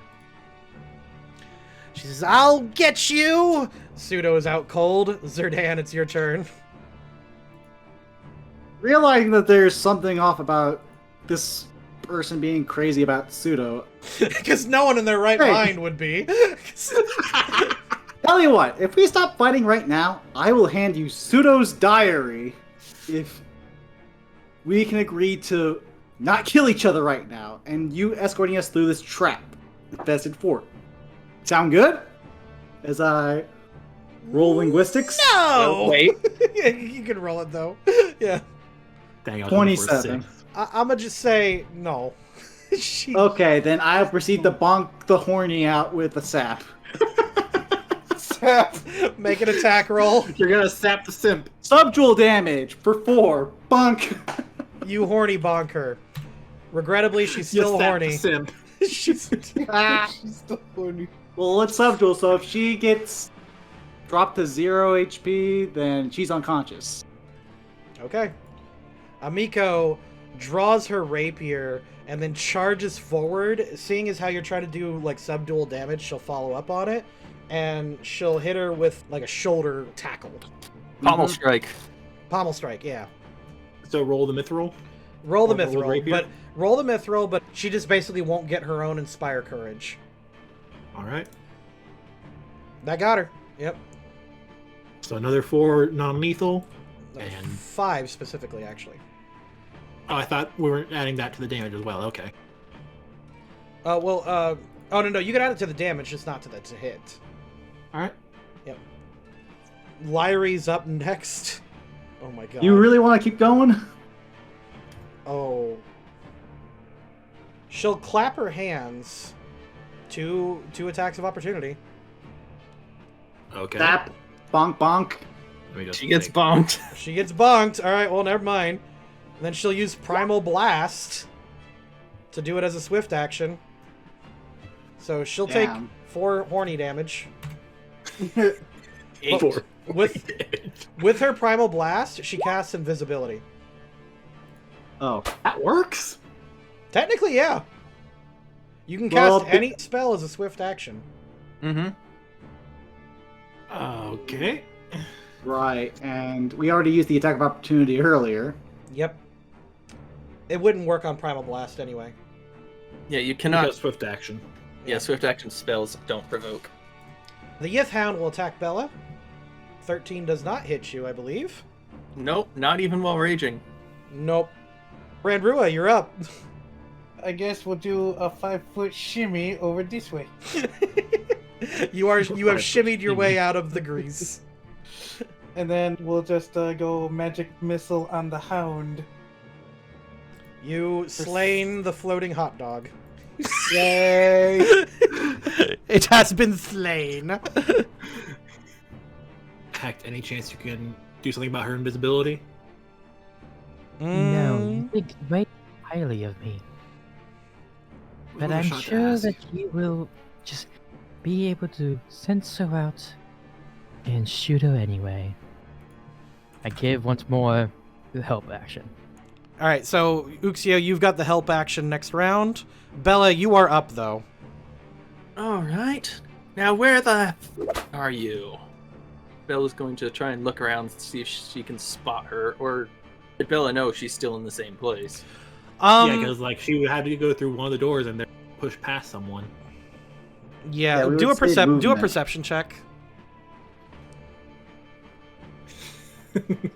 21. You know she's being attacked by Amiko and Pseudo, so like she's around here. You mean Rico and Zerdan? Oh, You said sorry, Pseudo? got Zerdan. I'm sorry. It's fine. Oh I'm my standing God. over Pseudo, though. That makes You know- sense. Yeah, that was me. What would be funny to me is if she tried to sneak out through these stairs and her own grease gave her away with the footsteps. I guess this pole is in the way and I can't actually get to her. Regrettably, not really. No. I guess. Honestly, then there's nothing else Bella can actually do. Except maybe move over and give Amiko the help action. Sure. And I'll drop my blood rage. Uxio, you're up. Alright, so first I'm going to swift action. I've been on Tiger for the sake of shooting so far to give me a +2 to dexterity. Switching over to Falcon for the +4 perception. Mm-hmm. And I'm basically going to try and figure out what space she's in via perception and direct the rest of the party. Okay, so you're kind of doing like a glorified help action? Kind of. Like, I assume that I would get +2 from Hecht helping me out with it. I would spot her, tell the others where she is, and therefore they can try and attack to knock her out. Yeah, you can kind of do that, I guess. Alright, so that's not with the +2 from the help action, so it'd be 26. Okay, got it. Alright, I see what you're doing. Okay, Pseudo is KO'd too. Alright, Zerdan, you're up. So she is still in that spot, or She's still in that spot, yeah. You guys know that she's there. She's just invisible, and it's going to be hard to hit her. she's All right, turtling in the so- spot while invisible? Mm-hmm. So first off, 50-50. I guess I'll call low in my favor, correct? Yep, you can do that. Low in my favor, so I'll make the attack roll, assuming this actually hits. You whiff. Her AC is 18, right? Her AC is 18. Alright, so rolling the 1d100 for Mako. Low! Very low. Very low. Very good. Alright, so and then she'll try and non-lethally rapier her. I And don't. she's being helped to make that 20. You could have found a better way to say that. I realized it after I said it, I was hoping that no one pointed out. You could have. I feel like that was on purpose. It was not. I swear it was not. I feel like that was on purpose. Wait, I Amiko- just thought of something. Yeah. Does Mako get sneak attack because of being next to her, or in direct? I'm not sure if she has to be opposite to them for sneak attack or not. Because they're invisible, you just don't get it. No, from the previous one. No, she Too late, absolutely. doesn't matter. Yeah, too late. Yeah, unfortunately. All right, Lyrie will use a. She'll have to use mythic power because you guys are just absolutely destroying her. Action economy. Yeah, she will use primal blast to throw another grease on the floor, Wait, where at? right under you guys. It's underneath both Mako and Zerdan. It's also underneath herself. I know. She's gonna have to risk that at this point. Risk it for the biscuits? The grease stick to her invisible body. Reflex save, everybody. Well, luckily for me. Uh-oh. Wait. Luckily for me, I'm not in it. Mako made it. Advantage, please. So No, I mean, I'm not against it. Fall so that you land on top of his body. That'd actually be kind of funny. Oh god. Well, we'll see what happens, and... Oh, come You on. land Top of Pseudo. on top of Stuart. So Lyrie's, you see like in front of her, her grease like goes whoop on the ground. So she casts grease, flips and falls, and makes a splash in the grease. Mm-hmm. So yeah, everyone knows where she is now. Absolutely.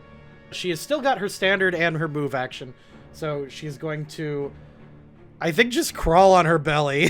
You can see Where It's a grease to? trail. like you can see the trail of like grease. Wait, isn't there like a pillar there? There is, but pillar it's a small pillar. So she's kind of like snaking around it and like crawling. Renrua, are you offended? No, it's funny.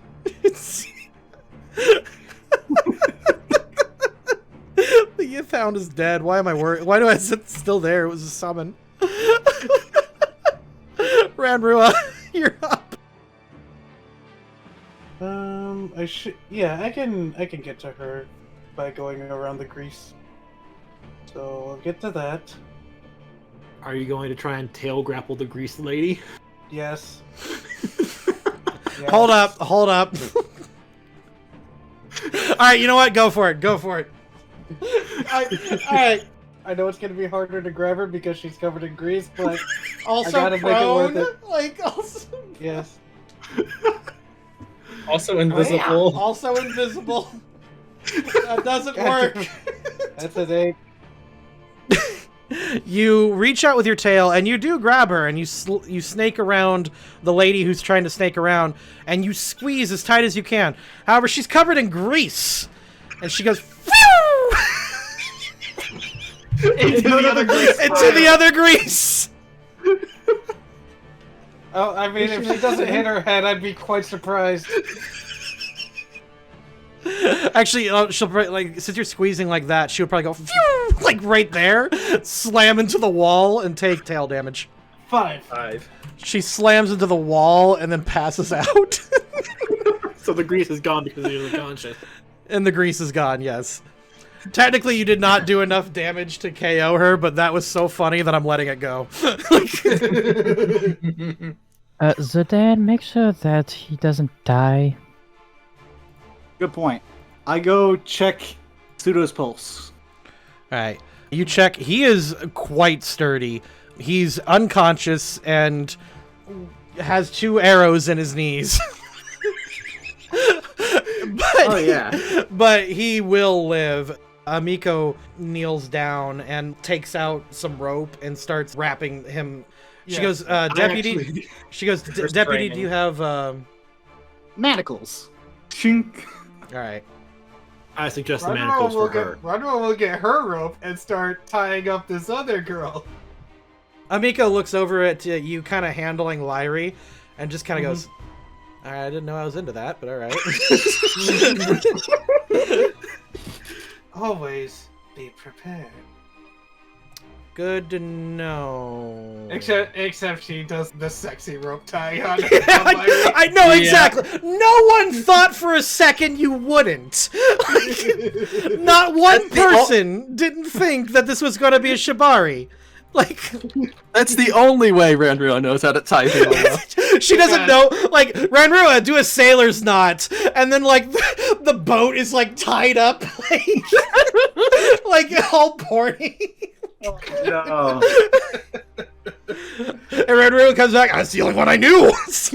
Yeah, it's like, what do you want from me? Ranrua, I think you really need to talk to a priest, for that is not how you tie someone up. I know well enough what I'm doing. I do not require such things. Looks down at the sexily tied up mage. You 100% need to talk to a priest. Or at least me when we have time to. Absolutely not. Looks up at Ranrua. Would you have tied up Pseudo like that if you had to tie him up? Easily. Heck, starts to just shake his head. Alright, Lyrie is shibari'd and Pseudo is captured. Amiko leans down, uses one of her Cure Light Wounds on him, and he is back up at least 1 HP. She throws him against the wall and points a blade at him and says, you think whatever god you think is going to help you in this, and you pray that the rest of this party doesn't find you anywhere else but here. And he kind of slumps over defeated. She basically does her duty of care to make sure her brother doesn't die and then threatens him with her sword. Maybe take away their weapons and other things. Okay. You strip them of their gear. Would you like to know what they have? Sure. Okay. You find on him a potion of Cure Moderate Wounds, just like the other lieutenants. You find his composite short bow with 20 arrows. He's got a ring of protection +1. Ooh. He's got masterwork Nice. thieves tools. Definitely don't want him having those. Masterwork flute. He's got a pair of silver earrings, but like, you're just kind of taking his bling. You determine they're not magical. Amiko's not gonna stop you, but it's like kind of rude, you know? it's up to you if you want to take them. A part of me wants Uxio to take the earrings specifically because it's rude. If you want to take them, you can. He's got a pouch of 50 gold pieces, and then he's got a pouch of diamond dust. Whoa. Oh, that could be useful. Absolutely. That is expensive reagents. Mm-hmm. It's 1 dose of diamond dust you can use in certain reagents.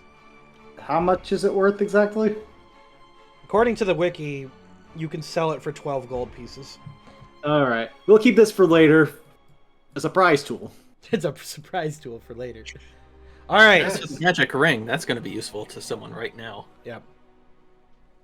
Out of game, my first thought is Bella should have it, since when she is at her most powerful, she's also at her most vulnerable. Yeah, she can have the ring. All right, I guess I will take the ring. Now It's a +1. the actual, oh my god, the actual motherlode of loot is Lyra and her big old bag of scrolls and potions. Ooh. You dump out her bag, and fortunately, she's still sexy and tied up. She has a potion of Cure Light Wounds.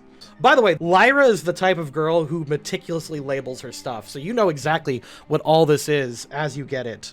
Nice. She has a potion of Cure Light Wounds, a scroll of Comprehend Language, a scroll of Minor Image, a scroll of See Invisibility, a scroll of Sleep, a scroll of Whispering Wind, a wand of Magic Missiles with 38 charges left. Holy shit. Oh, damn. Yeah, she kept track of the charges. She's got a Masterwork dagger. Oh, the Kukri! Another The kukri. kukri that shot out of her hand. Yeah, it's the other one. The Wait, fire what? one? The fire one, yeah. How did she have... Well, she was a paragon. No, it's not... If I thought she it was two a up there, then Hotheon. how did she have... All right, fine. You don't have it. It's just a My dagger. brain... My brain's leaking out my nose from trying to comprehend space and time bending. Fine, it's just a dagger. It's just a dagger. It's just a dagger. It's just a dog. You get a cloak. kukri. You get a cloak of resistance +1, Ooh. and she's basically got this makeup and grooming kit: a silver comb, a fine silk gown. Oh, that's what she's wearing. Okay, I just realized. Yeah. You technically can take that, and it's worth 60 gold pieces.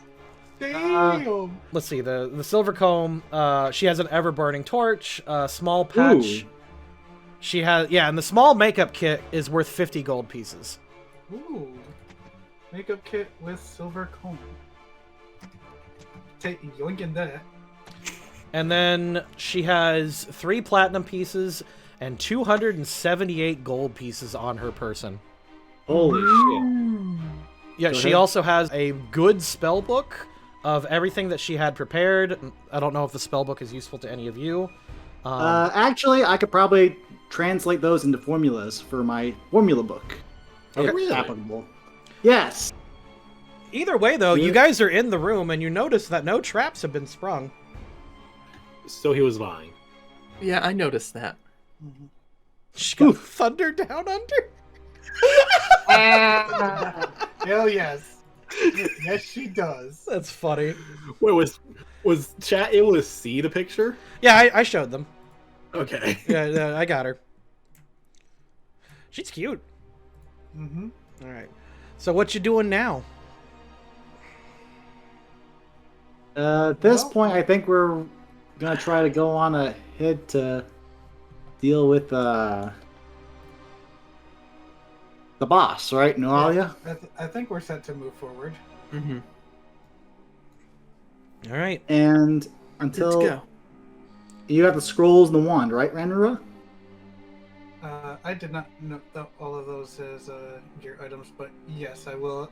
I'll hold on to them. Before Uxio leaves the room, he's actually gonna hold up the bow that he was shooting Pseudo with, make sure that he can see it in detail, and be like, "This really is a very nice bow." Miko, still with her serious face, but like chuckles for like a second and then just elbows you in the ribs. Yes, if you're done measuring, we can move on. Alright, what do we have? Alright, you see this hallway. This short hallway rises into a slope to the east, 5 feet from the western door. The floor is polished and shiny, unlike the dusty floor elsewhere. A pair of stone statues depicting stern men wielding glaives stand at alcoves to the north and south section of the hallway. At the eastern end stands 2 stone doors, their faces carved with strange runes. Between the 2 doors is a third alcove in which a partially collapsed statue sits. So there's a partially collapsed statue right over here. The top half of the statue is missing, leaving behind a rickety stump of a torso. Alright. Well, if no one is going to object, Uxio will move up to here and just... Stop. You step onto a pressure plate which goes down, and 2 hidden iron portcullis drop to the left and right of you. You can hear creaking and groaning as the statues begin to move. You have 1 turn. Stepping in to try to disarm the trap. Disable device. Yep, 1 second. I'm wondering, Stuart, Mm-hmm. could I use hand? Primal Strike to try Doesn't and... matter. Doesn't matter. Never mind. That's a dead 20. And I didn't even factor in my buffs for trap finding. Oh my and, god! Masterwork Thieves tools. So Holy shit. Alright, Zerdan, you draw your... Okay, here's the thing. I don't know how to tell you this. This is an incredibly deadly trap. So, you rush forward and you draw your rapier and jam it into some gears that you saw, which causes the statues with their glaives, they swing down and they stop just before reaching Uxio's head. However, the gears catch your blade, snap it. Oh, God Oh no. damn it. you probably should have used your dagger. Well, It was the only way he could have reached it. Fair. Ugh. Seriously, Uxio, you really gotta be careful. I was literally coming out here to check for traps. I didn't expect to find them this way. Apparently, this is what they were talking about. Zerdan, you absolutely destroy the trap and save Uxio from being diced, because the device does a lot of damage and it does not stop. Fortunately, Zerdan does save you, and even though he had to sacrifice his blade to do it, good job, Uh-huh. he does manage to figure out some things, and the portcullis go up. Holy shit. I owe you my life, Sir Dan. Yeah. How about I take point from now on? Agreed. Holy shit. That is a mean trap. I haven't seen a trap like this since my days in Corvosa. Seriously, there are death traps in that city. Oh, Miko goes, oh, I thought you were making an inappropriate joke. Oh, okay. You don't know the Breaching Festival? Seriously, guys? Phrasing! Breaching, as in... Why would any of us know that? Just make sure there's no more of those. Right. At least I still got my regular rapier here. All right, Zerdan, you're taking point. Like so. And... So, I guess I'll roll a perception check throughout to search for traps. Yep. Let's see. I will You just stepped on another one. Oh no! I was thinking the same thing. do a perception check. It's fine. All right. I will count this for the whole floor, by the way. Oh, I almost forgot. Mhm. Might help if I use the magnifying glass and my that, Stuart. trap finding feature. So that's technically, yeah, that's a total of 28. Then is that right? I love the magnifying. I love. The mental image of you just walking through the dungeon, head down, magnifying glass in hand, looking for pressure plates. Meanwhile, everyone's sneaking behind him like it's like a Scooby-Doo bit. This is a Scooby-Doo bit. What are you talking about? Yeah. We even have our pet animal. God damn it.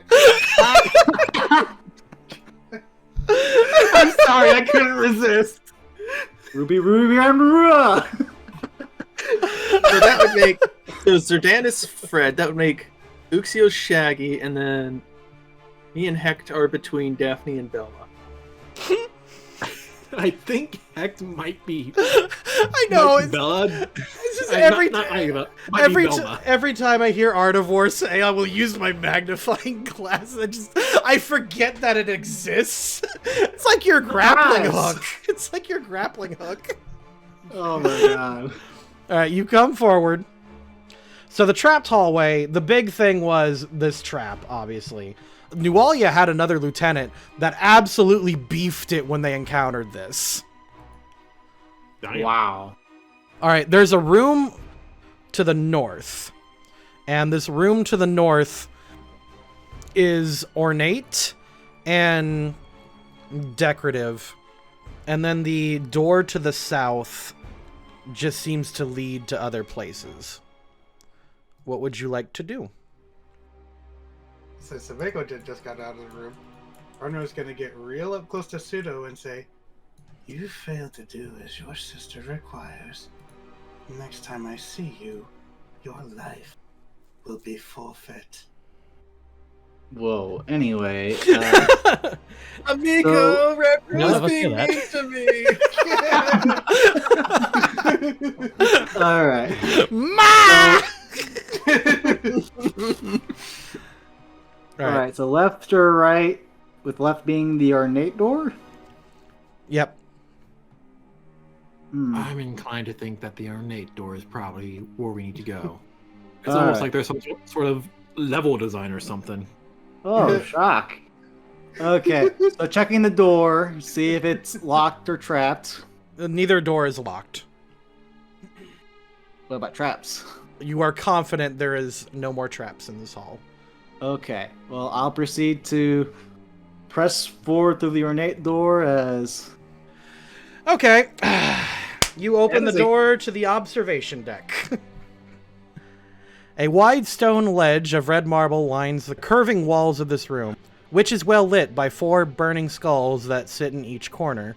3 chairs rest in the room, and both stone ledges are covered with books, scrolls, teeth, bones, scrimshaw artwork, jars of deformed creatures soaking in brine, taxidermied animals and libs, and other strange objects. To the north, a large, round fountain is filled with frothy blue water that fills the room with a gentle sound of bubbling.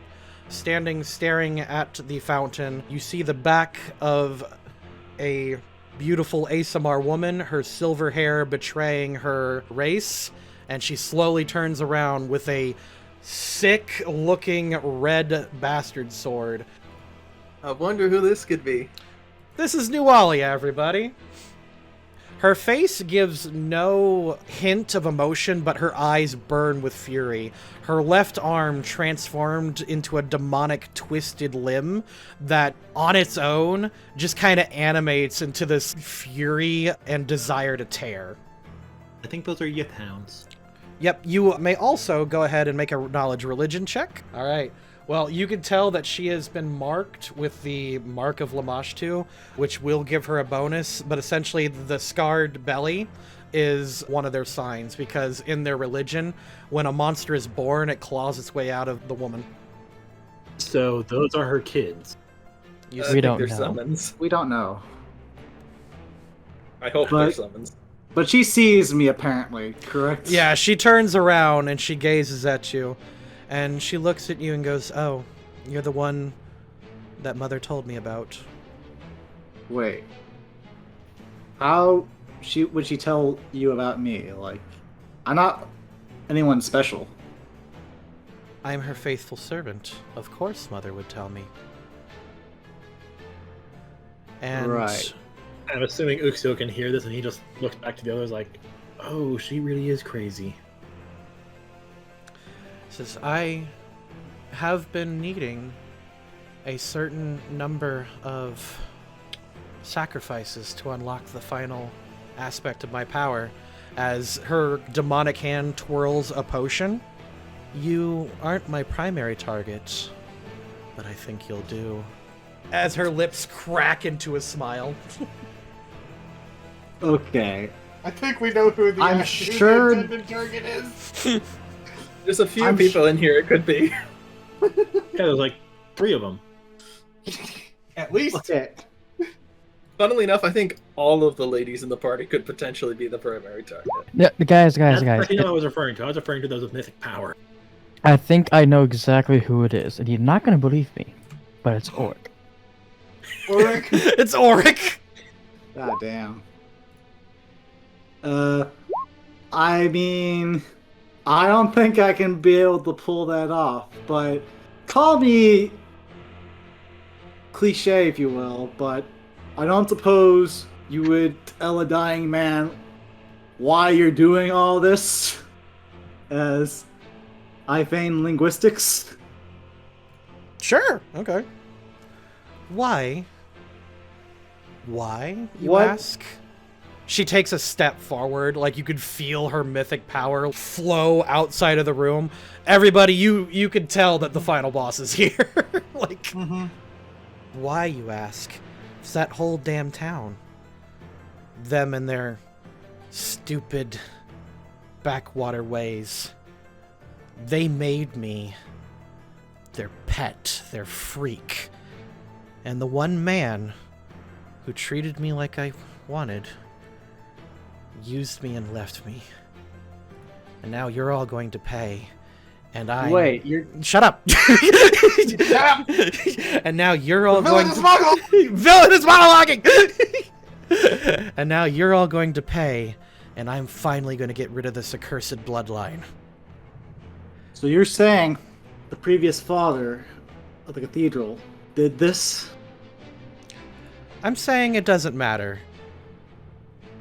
You two, as she pets her dogs next to her, bring me his heart. And that's initiative. Oh, There's no room to fight in this. There is not. Time. Alright, Uxio, you're up. Alright, so can I basically like trade spaces with Zerdan and then fight defensively? Yeah, I'll allow that. And then fighting defensively increases my AC, right? Yeah, your 5-foot step is your move action. I'm going to consider it a swift action, pushing Zerdan behind you, and then your +4 dodge bonus for the round. Alright, I will add that to my AC. I'm not going to make any attack. I'm going to tell the others, get into the other room! And yeah, that's my turn. Said, oh, I don't remember you, but I've never had a vampire's heart before. Get him. Vampire. One of the Yith hounds lunges forward and tries to sink its teeth into you. AC 22 with that +4 dodge bonus. 13 will not work, but the other one will fly above and then land behind you. Oh, shit, no, it can't. There's a door. Okay, good point. It cannot attack you. You're funneled successfully. Zerdan, you're up. I'm going to hold my action with Uxio here. You sure you don't need any help with this? Get to the other room! Okay. I'll proceed to move back then. And the Yith Helm is still, like, behind the corner of this wall here, right? Yes. Okay. I'll proceed to 1, 2, 3, 4, 5, and then I guess ready a standard action to pull my rapier and hope to God that it's not one of those youth hounds or Nualia. Okay. Amiko goes. She uses Inspire Courage. Is she also gonna go back and maybe pull her brother out of harm's way? Yeah, I think she will. She'll stand him up and move him into another place. She'll basically shove him behind her. All right. Let's give you guys Inspire. I'm going to use this steaming thing. All right. Nualia, seeing her hounds being chokeholded and hearing you give that command, she walks over to the frothing waters and she goes, oh, there's way more than I thought. And she holds up her demonic hand and says, creation. And as she squeezes it, not only that, she goes, oh, and we're going to end that. She opens her hands. You hear a crack. You can no longer use your advantages or disadvantages. You son of a bitch. Oh no. All right. Or full restore. I will note that. Or full restore. I was just thinking, okay, maybe I can get a heal at the start of my turn. Ranrua, you're up. I suppose I'll back out this way, since there is a dog here. Let's see, let's do my tail like that. And we're just gonna blast the dog with some magic missiles. God damn it! What's with the... Why the minimum damage? Well, you had a 25% chance of it. Yeah. Alright, well, It's guaranteed. I'll also Divine Blast for more magic missiles.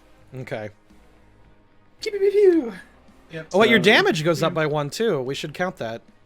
Oh, yeah. Inspire Courage, right? Oh, yeah. So Does that then work on each spell of those damage? bolts would be dealing 3. As written, it says weapon damage rolls. Okay. It's 12 damage total, though. Okay. Besides magic missile, it's all D4s. Yeah. All right. Hecht, you're up. Well, this is not going very smoothly. As I move up, and I shall take a swing with the holy Holy? scimitar. Smite! Oh! Dead. Oh! 2 fire damage on a critical? If that's actually a holy weapon, it's probably dead. You say a prayer to Saren Ray as fiery wings erupt from behind you and awaken the magic in the sword. It's straight up a +1 holy weapon. And you obliterate the Yith Hound. Does Pseudo have any reaction to seeing yet another angel? At this point, his spirit is broken. All right, Hecht, you hear the whispers of Saren Ray. My paladin, the one called Nualia, has forsaken redemption. She seeks to use others' lives that can be redeemed to empower herself. Awaken your fire. Awaken my burning light. Awaken the power the gods granted to you and bring healing to this land. You have unlocked the Apotheon mythic path. Oh, Was not expecting that. All right, Bella, you're up. Yeah, Bella will move over here out of the way. And I guess she will ready an action to attack whatever besides Uxio comes down that hallway. Thank you for specifying besides Uxio. Speaking of which, it is his turn. All right, so I don't think Pathfinder has like a disengage action. It absolutely does. Yeah, you just you get to move your 30 feet. That's it. We'll retreat. Like 20 feet because... Medium armor. Yep, but I will swift action to stag to make that 25. All right, cool. Uxio, you make a full retreat. Yep. The Yith Hound. 3, 4, 5. Chop. Bella? Yep. Oh. Eat it. Oh, it sure did. It took 26 damage. Womp. Readied rapier strike. Oh, you did get a hunch of it, but it was from the part that Bella separated from the Yith-hound already. Of course. It gets to attack Bella now. Because, dear God. 26. That hits. Sinister Bite. Give me a will save. You take 12 piercing damage. Boom! I think she made it. Yep. That and then 9 more. Your divine blood fills the Yith-hound's mouth, which causes it to take 2 damage. Oh, goody. It's sitting at 1. Someone poke it with a... Someone poke it, please. Poke it with a spoon. I need a will save from everybody, because it howls in pain. It's a fear effect. Okay. So it's a +1. Yep. Inspire courage. Okay, So, mine's dirty a- 20. All right. Hecht, do you have another way to get another +1? No, I have no other way of getting a +1 on that. I'm sorry to say. Okay. Unfortunately, the 11 is not enough. It is a 12 DC. Yep. You are just shaken, though. Okay. The second Yith-hound, 1, 2. Oh wait, 3. never mind. I am immune to fear. Oh, you're immune to When fear? conscious, I'm immune to fear. Allies within 10 feet get +4 on saving throws versus fear effects. Well, damn. Well, alrighty then. Oh, So yeah, Mako and Renru were I- definitely safe. yeah. Sounds good. Good. Dan from the look of it. Pseudo is deathly scared. I'm gonna make him deathly fearful. Yeah. And he is... Library. He is... well, she's still sexy and unconscious. Yes. Okay. Alright. The second Yith-hound comes in and will... Yeah, essentially... I'm just gonna move this guy so I can put it here because they can technically share the same space because they can fly. Right. Mm-hmm. Makes sense. Yep. This one will attack She did give the order for them to attack Uxio. So. Uxio, yep. Alright. 11 piercing, Uxio. 26 to hit. Ooh, yeah, that hits. And I'm down to 12 HP. Sinister Bite. Give me a will save, please. Wait, is this mind affecting effect? This is mind affecting, yes, it's fear. Oh, so yeah, I do get the full 3 from my racial and from Inspire Courage. Or Darn you courage, for too. being out of my range. Oh. It's only 10 feet, right? Yep, Yeah. only 10 feet. Well, I think that's enough. It is DC of 14. Yes! The +3 from racial and did it for me. Alright, Zerdan, you're up. This freaking dog must die. Oh, hold up. This one, the one that I was freaking shanked earlier. So, You won't have flanked on that one. But I don't think that matters. I don't think that matters. No, it's poofed. oh. Okay. That's one, and unfortunately, I think that's all I can do. Yep, it's Amiko's turn. I cannot think of what she could do if someone wants to have an idea. The only thing I can really think of is for her to move here so that she can get sneak attack by attacking this one. Sounds good to me. So yes. Rapier sneak attack. The 13 is not enough. Without flanking. Oh! The 15 is enough, though. Alright, so she does 12 points of damage then. Alright. She manages to stab it in the hindquarters, bringing it down out of the air. Nualia goes and says, "Oh, I see. Looks like all I'll have to do then is split you up. And it seems like several of you care very much about each other." She claws her hands together. By the way, We can't see it. her voice has been echoing throughout the chambers. I kind of Gotcha. got that, but we can't see what's happening. Yep. She goes creation as the dog appears. Oh god damn it. Another one. She goes, "Love is a mistake. as the Yithhound bites at Pseudo's throat. No. You know, I really wish Lyrie was awake to see this. Miko looks on in abject horror and stops playing as the Yithhound tears out his throat. Ranrua, you're up. She just killed the target that I wanted. She says, bring me his heart. No, you don't. Do I go for the one that just attacked Pseudo, or do I try to make my way towards Nualia? Please do. Please, I would love to see a one-on-one with Ranrua and Nualia. Unfortunately, you kind of need to get through this one first. Yeah, that's what I'm gonna do. I'm gonna move into here, and I'm gonna claw at this hound. That was a 5-foot step for you, by the way, right? Yes. Yeah. So you get the full attack action if you want it. 21. 21 hits. 6 strikes real clean. You tear out a piece of Yithhound flesh.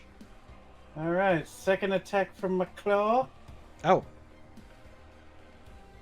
Stuart, did you forget that Claw has 2 attacks? Yes. I did forget that, yep. Claw has 2 attacks. 13 does not hit. Damn. All right. Spend a mythic point to Divine Blast with Magic Missile. Okay, it works.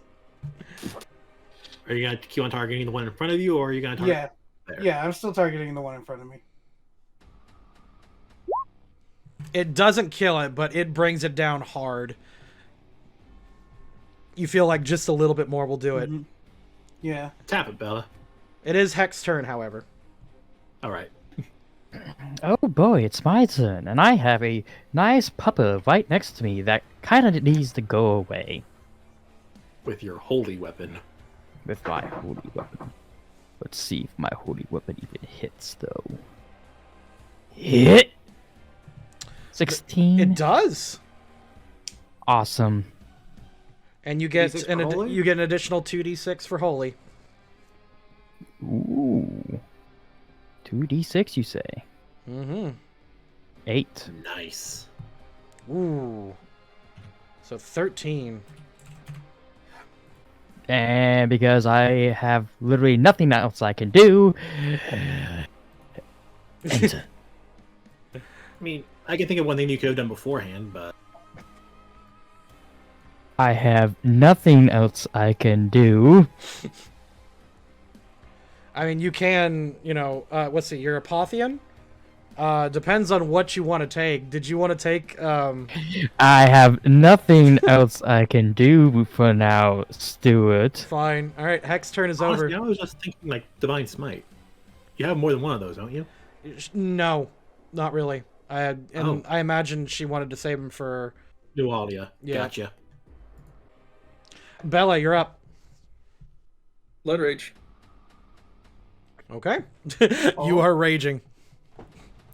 Rage? You... I think it's dead. It's so dead. It's so beyond death.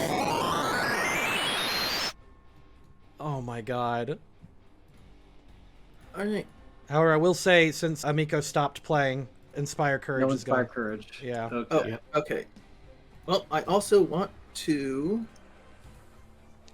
put Biomodal Sturdiness on.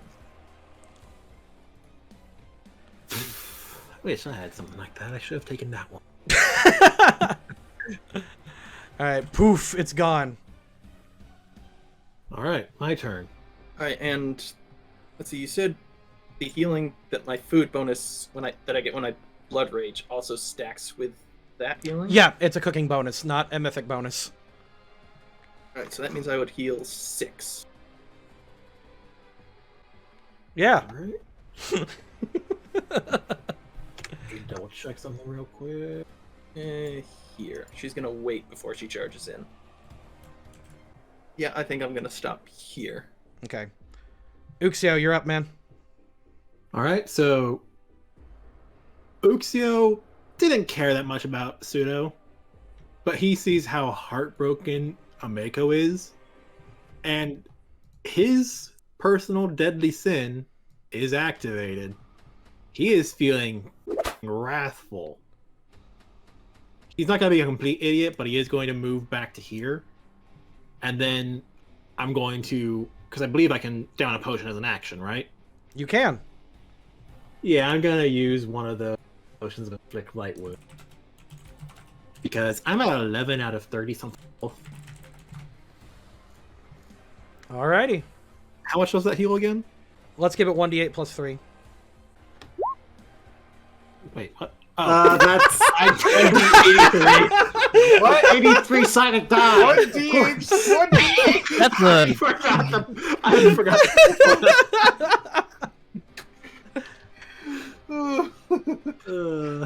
That's gonna be a really weird looking die. That worked out. 7 plus That 6. seems sus. And then, as a swift action, I'm going to drop Stag and switch to Bowl. So with the food bonus from this morning, I'm at 20 strength. Oh, okay. Zerdan, you're up. Get the hell away from him as I freaking charge up with my rapier as I'll... God damn it. Oof. And Oh, we that's a can't nat give you 1. advantage. The Yith Hound. Give me a D100, man. Uh-oh. At least he's letting you have a D100 to decide things. Higher is worse. Oh god. Nah, you said it. You swing as the Yith Hound mouth is full of the heart of Pseudo, and you stab the heart of Pseudo, and he bites down, and then like as it snaps your other rapier. Oh no!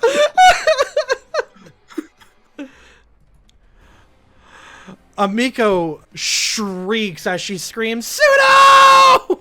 like her heart is torn in sunder. She cannot act until she emotionally recovers.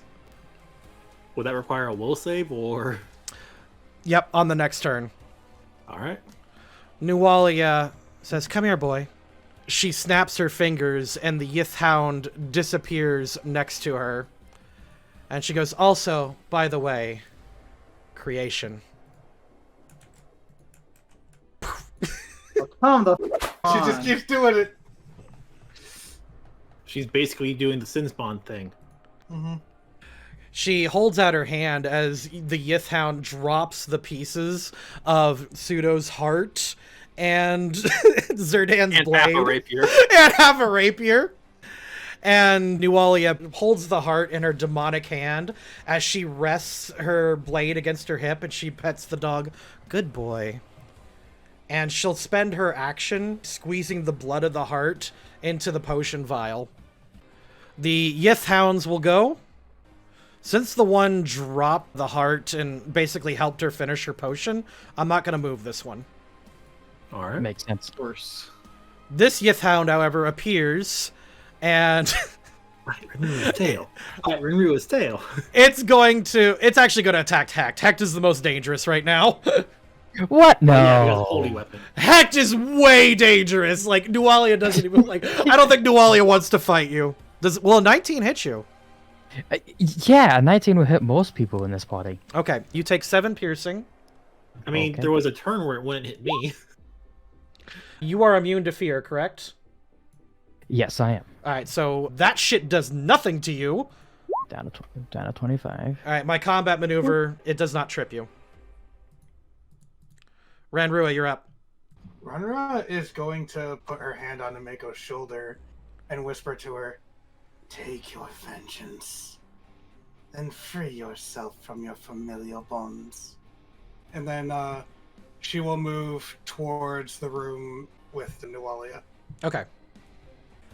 Are you doing anything else? No, I'm just trying to get closer to the room. Gotcha. Hecht, you're up. Well, I obviously have this lovely doggo that just bit me, Mm-hmm. and I have some slight mythic powers now. You do. You do have some slight mythic powers. Well, I think it's time to do exactly what she's doing. Use Hand of Creation. Oh, nice. Oh! Oh, yeah! Okay, what are you summoning? Well, unfortunately, I can only summon things equal to the level of my mythic rank, which is 1. Yeah, so you can use Summon Monster 1, so yeah. Yeah, so I'm gonna summon a Viper. Okay. Let me get you a Viper. Grab some Starbucks. There you go, that's a Viper! Alright, and I'm actually not going to have it placed there. Okay. I'm going to have it placed more towards Amiko and have it start slithering until it will eventually be able to attack the main baddie. Oh, okay, you're having it go this way. Yes. Okay. I don't know what its speed is, but But meanwhile, it's time to see how much damage I can do. Is Hand of Creation a swift action? it says standard on the thing that. Oh. Unless we're looking at Oh, that. yeah, no, yeah, you're right. That is a standard action. Ignore my. Probably because it's normally a full costume. round action to cast the spell. Okay. I fumbled, so I don't get an attack of opportunity on you. So, Okay. Bella's up. I hate that she put the damn dog in the way. Yep. Smash the Well- dog. Yeah, Bella smashed the dog. And an extra d6 because it's an evil outsider. For 25 damage. The Yith Hound disappears into a baleful howl. Nualia stands there with a potion in her hands, and she just kind of swirls it while looking at you and goes, "Oh, I didn't think to see another one of me. What? How did these peasants not treat you like another oddity, another freak?" Probably because no one knew until about 2 days ago. A bit more than that. It was 2 weeks between. Yeah. Oh, was it? Yeah. Yeah, it's been a we while. prepped for 2 weeks ago. Guess not all of us are blessed with heaven in the same way. Uxio, you're up. So my plan is straight up charge. And then Charge. falchion. That'll hit. And then I want to primal strike for another falchion attack and a disarm attempt. The 18 meets, so you do beat. And then combat maneuver bonus for disarm attempt. That does not Probably work. doesn't make it. That definitely Oh, well. doesn't make it. Oh yeah, and I also need to reduce my mythic power by 1. And I need to heal to full. Zerdan, you're up. I'm running out of weapons here as I It keeps breaking. as I pull out dagger and club. Now you're getting to the Pieces mundane gotta ones. hit. Oh, you know what? I'm gonna two-hand the club. Since strike. At this thing. Another that one. Let's go. Well, he technically got a nat 1. On a damage die. You're gonna be so. Zerdan goes golf swing. You're gonna be so mad. Yith Hounds What? resist 5 unless it's a silver weapon. You bonk it, and it just it doesn't even acknowledge you. It looks like you hit it with the newspaper. Alright, at this point, I'm gonna try to do a tumble to get away from this thing since I can't hurt the holy shit out of it. Or you could move here to give Hecht flanking. Fine, yeah. Acrobatics. All right, Amiko stands up and shrieks, "Nualia, I'll kill you!" as she dashes. 1, 2, 3, 5. She rushes over to the doorway to see basically the conga line of death about to form. So what happened last round is, Uxio, you charge in and swing at her twice. You clash into her iron-like body, and your hand hurts more than it felt like it did to her. Wait, did I take damage? You did not, but your hand, thank God. your hand stings like a bitch. Oh, well. She takes her bastard sword and swings at you with a 23 and hits you for 11. Knocked me down to 7. She looks at Amiko and says, I told you, children, love is pointless. She holds out her demonic hand and slashes you with a claw attack. It goes through you and slashes for 6 damage. And as I'm still standing, bitch. Hold on, it actually didn't do 6 damage. Oh. Her claws dig into you as she lifts you up in the air and says, destruction. No. Does She this apply at all? It will, unless she does enough damage to kill you. Oh boy. You actually took 8 damage, so I'm counting that off. So she has to get double my Constitution score, and thankfully I increased my Constitution score with that. Well, here's the thing. I'm using Fists of Destruction because you're at -1 and she's holding you up with the fist. It's a coup de grace. Oh, shit. wait. Doesn't it take full round action to line up? Oh, wait, does it? Yes, Yeah, that's coup a de grace is combat a full- action. Yeah, coup de grace is a full round action. Damn, that would have been really good narratively. All right, you take 10 slashing and 4 force damage as she tears out part of your rib cage and as you fall to the ground. Thank God I increased my Constitution. Because she has to get to 23 negative total. She thinks, well, so that was that. The other, So I'm unconscious, right? you are definitely, you Not- are, oh, yeah. you are way unconscious, yeah. And unless Mako prepared inflict light wounds. You found? 14 does not hit you, correct? No, it does not. Okay. All right, Ranrua, you're up.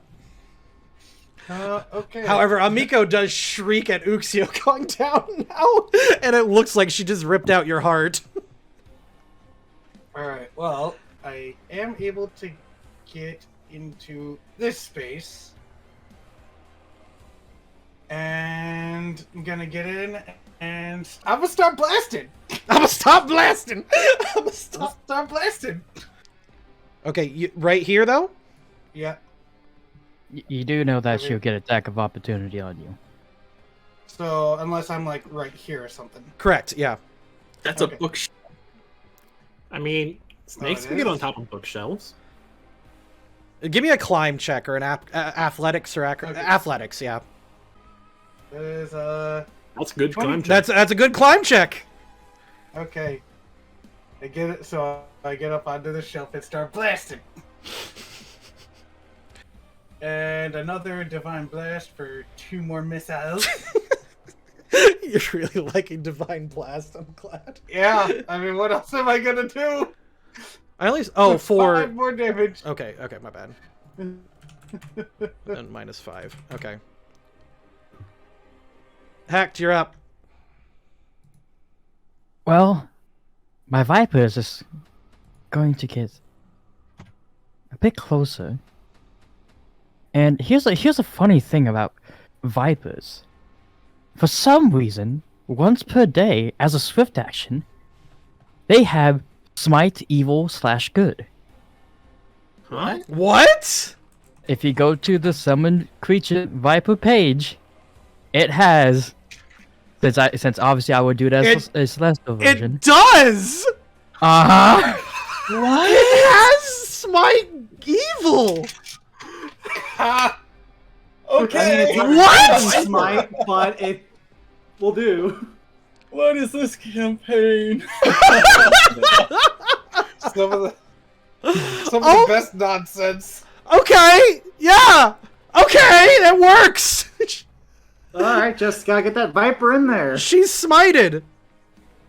Yay! Okay. Bella, That's all- you're up, dude. What did Hecht do? That was her Viper. No, Oh, now it's sorry. my Viper. Oh, sorry, Hecht. My bad. I'm sorry. I see how it is. Yeah, you Don't know you me. worry. You know me. This doggo is gonna die. No, it's not gonna die. Oh, god damn it. Would you like to use it? Oh, I'm sorry. Oh, you're Not that. sick. All right, Bella, you're up. I don't suppose I can stand over Uxio, can I?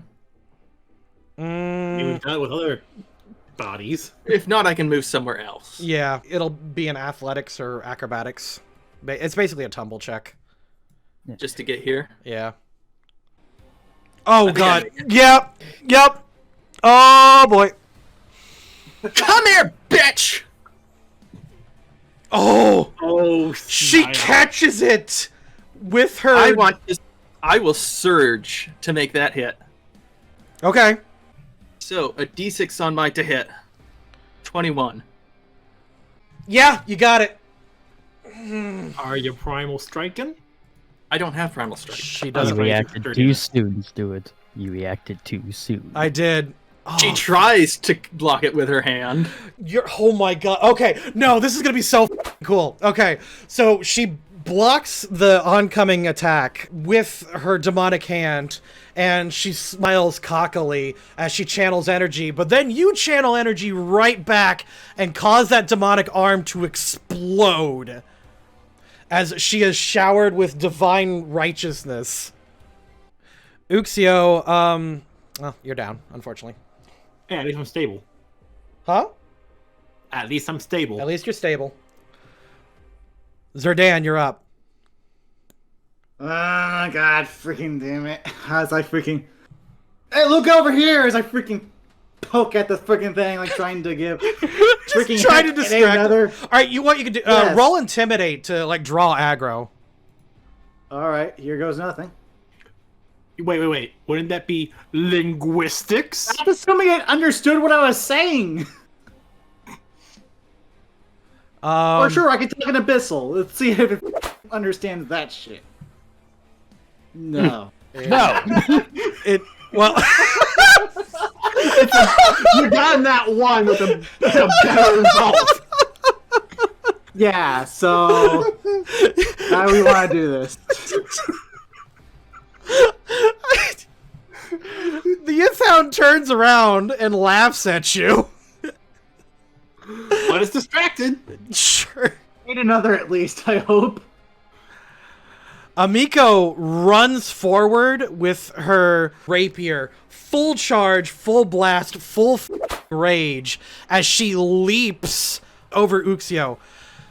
The rapier pierces Nualia right in the stomach, and they both go tumbling into the fountain. Oh. Damn. Is Ameko about to get mythic rank?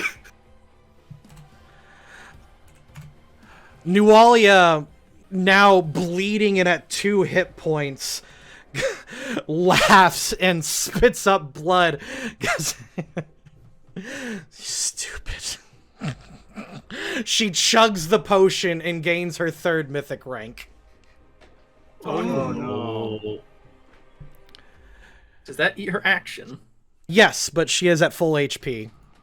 Oh no. No! It won't last long. She stands up with the blade in her womb as Amiko shrieks with tears in her eyes, and she attempts to pull it out, but Nualia just holds it in her hand. Her silver hair disappears and becomes a flaming, bleeding red as her golden body turns red and she grows horns and a tail. She is now a tiefling. So she loses charisma. Shut up. It's not my fault. That's how Pathfinder does it. So, What's up? would she be considered an evil outsider now? She always was, actually. Oh, then she would have taken. Yeah, she would have taken more damage at the. Yeah, she would have taken butchering 6 axe. more damage from me, or a d6 more damage from me if she was an evil outsider. Roll a d6. I swear, if you get a 1, Bella, Two. thank you. It would not be. Three. It would not have been enough. You said she had 2 health. Yeah, after Amiko stabbed her. And therefore, shut the up.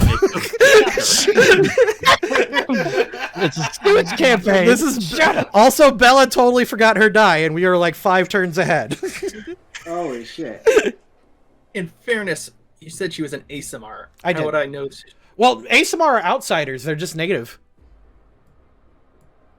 Fair. All right. Bite at Zerdan. Wait, what? I heard something about biting Zerdan. Bite at Zerdan. I rolled a nat 20. I crit confirmed on 21. Yeah, that'll do. And you took 22 piercing. Oh, you're still up. You are still up. Although I do need a will save. You do get +4 to it because of being within 10 feet of. You are more than fine. Well, I wouldn't say more than fine when you're at 3 out of 25 hit points. What is your combat defense?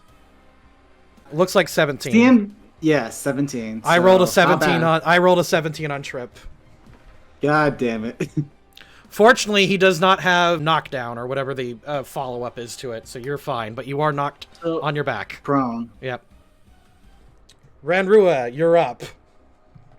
All right, y'all want something stupid?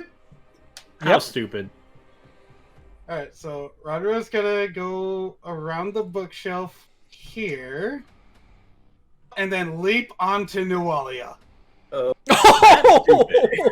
that's really stupid. But I'm digging it. I'm really digging it. Jumping onto Nualia to try to pin her down with Under a whole bunch of Rodrigo's snake full lady. weight. Ooh, okay. I will give you a plus. I will give you a +2 from leaping for the high ground. Yay! It's over, Nualia. I have the high ground. I'm pretty sure. I think my defense is way. I think like my. Hold on. Oh, there it is. It's 21. Dang. Off the top shelf is Lamia with the splash. Nualia like parries you with her sword, and you land right in front of her. Ugh. All right. Well, that was my attempt. Hecht, you're up. Well, first I'm just because I've been doing this all the time. I'm gonna do the Viper first. I'm gonna move the Viper 20 so that it's right next to her, and then the Viper is going to attempt to attack. So yay! It literally just gets a base D20. Okay. But you bypass all my stuff though, so that is huge. Eh. Oh. Yay! Please tell me that the snake lady is the one who gets snake bit. No, the beast lunges forward, but unfortunately, it gets lost in the sauce, and it's now just floating in. It's now just floating in the observation waters. Yay! Okay. Meanwhile, at Hogwick, yeah, Hecht, what's Hecht doing? you know, she just saw this thing bite the shit out of Zidane. And it's an evil outsider. Also, I help. So, more of the same? I'm kind of done with this thing. I'm gonna use a swift action. I'm gonna use Smite Evil on it. I think it's gonna die. Yep. I'm gonna attempt my best. Oof. If I don't hit, I'm sorry. There's nothing I can do to help you at that point. Hit. Flanking. Flanking. All right. Also, all the modifiers. All the modifiers. All right, and you get 2d6 extra. Its AC is 15. Okay. 7 more damage. Bella, you're up. You just saw Nualia turned into a fiend. Oh, she has wings, apparently. We can't see the image that well with all the tokens around. No, that's just what she gets when she transforms. Apparently there is a canon picture of full fiend Nualia. So Bella, what you doing, girl? Bella's gonna stick here, so she's got flanking with Ranrua. and she's going to power attack. Oof. There, eat 33 damage. You strike her in the waters, and when you hit her, like, she explodes again in a burst of holy power. And she, like, sizzles as you, like, kind of converted some of the observation waters into holy a little bit. Uxio. Sorry. I'm still unconscious. Zerdan. Alright, I guess I'll try to acrobatics up from prone. Yep, you're good. You're up. Okay, that's something. And... shit. I guess at this point, I'll go... total defense. And try to protect myself. Anytime now, Hecht! Amiko shrieks, and then, like, just realizing she can't draw her blade, she just starts punching Nualia, like, in the face. Like, just... and then swings with a right hook with the dagger in her hand. Unfortunately, I don't think she hit with that low roll. She didn't. Nualia sees that, and then, like, backhands the hand away. She looks at Bella and said, "That's been getting annoying."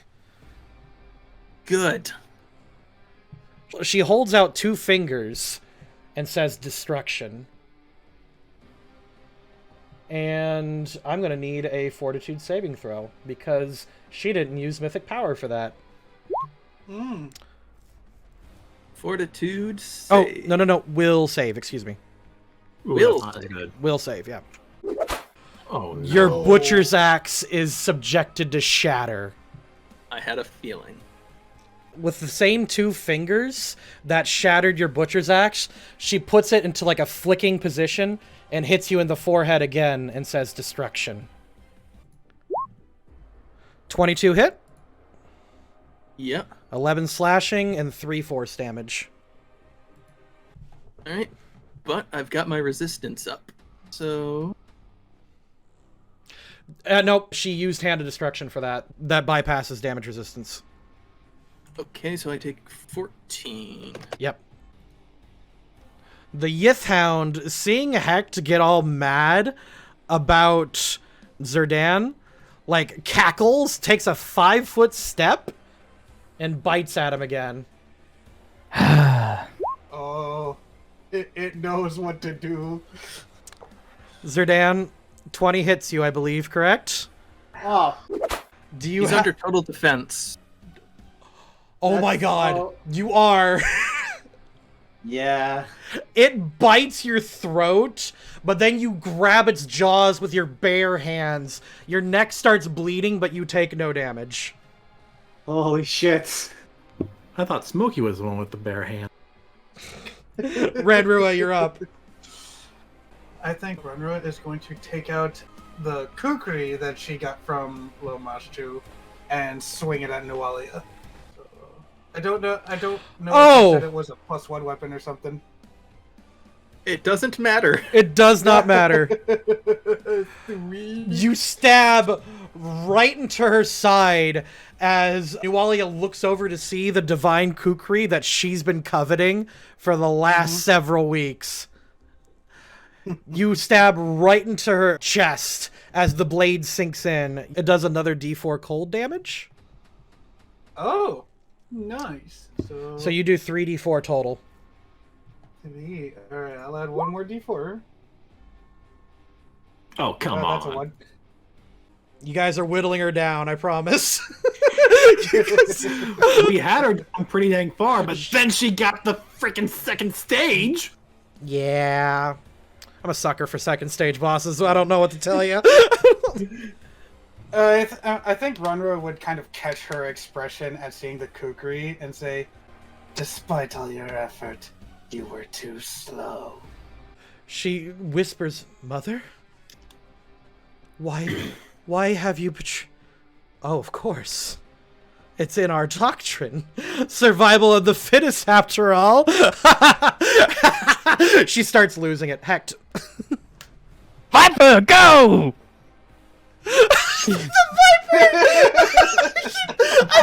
Wait, does the Viper get +2 for flanking. Yep, +2 for flanking, so that's a 16 technically. Does not work. I'm sorry. It's Damn it! Her AC's 18 right now. Oh, that's fine.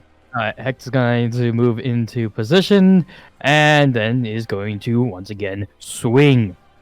20! There we go. That absolutely hits. And then you Your holy 2d6. damage. Yep. Another 9. The blade slams the dog and you into the wall, and it shrieks and tries to claw its way at Zerdan more, and it doesn't seem like it was enough, but then your sword alights with holy fire, burning it from the inside out, and it disappears. Ugh. By the Close Son of call. Fury. Bella, you're up. So, she just obliterated my butcher's axe? Correct. You bitch, I just got that! And she will reach on her back and grab her old great axe and swing that. You swing down hard. It does it. 20 damage. Then, end of my turn, I recover 6 more. Uxio, give me a fortitude save, buddy. You open your eyes and you see your friends like surround Nualia, and they're all trying to get her, and she seems like her face doesn't betray any emotion, but her eyes are still bright with fury.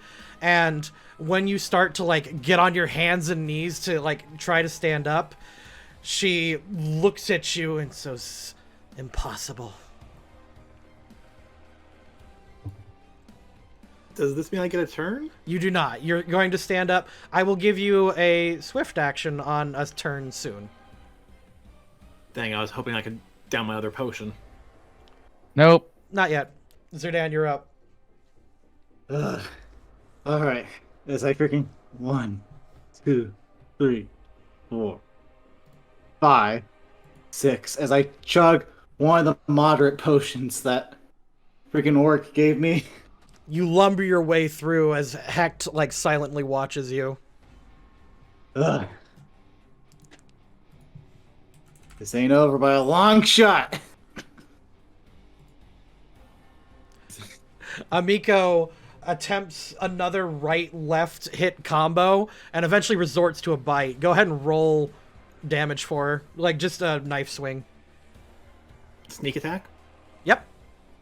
The Viper! Nice. Because of the Viper! No one else! Because of the Viper! The problem is she didn't get to confirm. I know. Oh my god! Please tell me Nualia had 7 HP left. Nualia reached rank 3, and she picked up a new ability called Cosmic Destruction Wave. I thought it'd be really cool if she would try to cast it. And I think I'll try to give it to her. I'm going to have Nualia roll a fortitude save.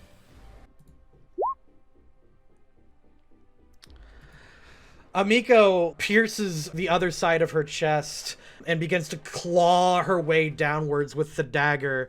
And as she begins to draw blood, Nualia starts to have her vision fade.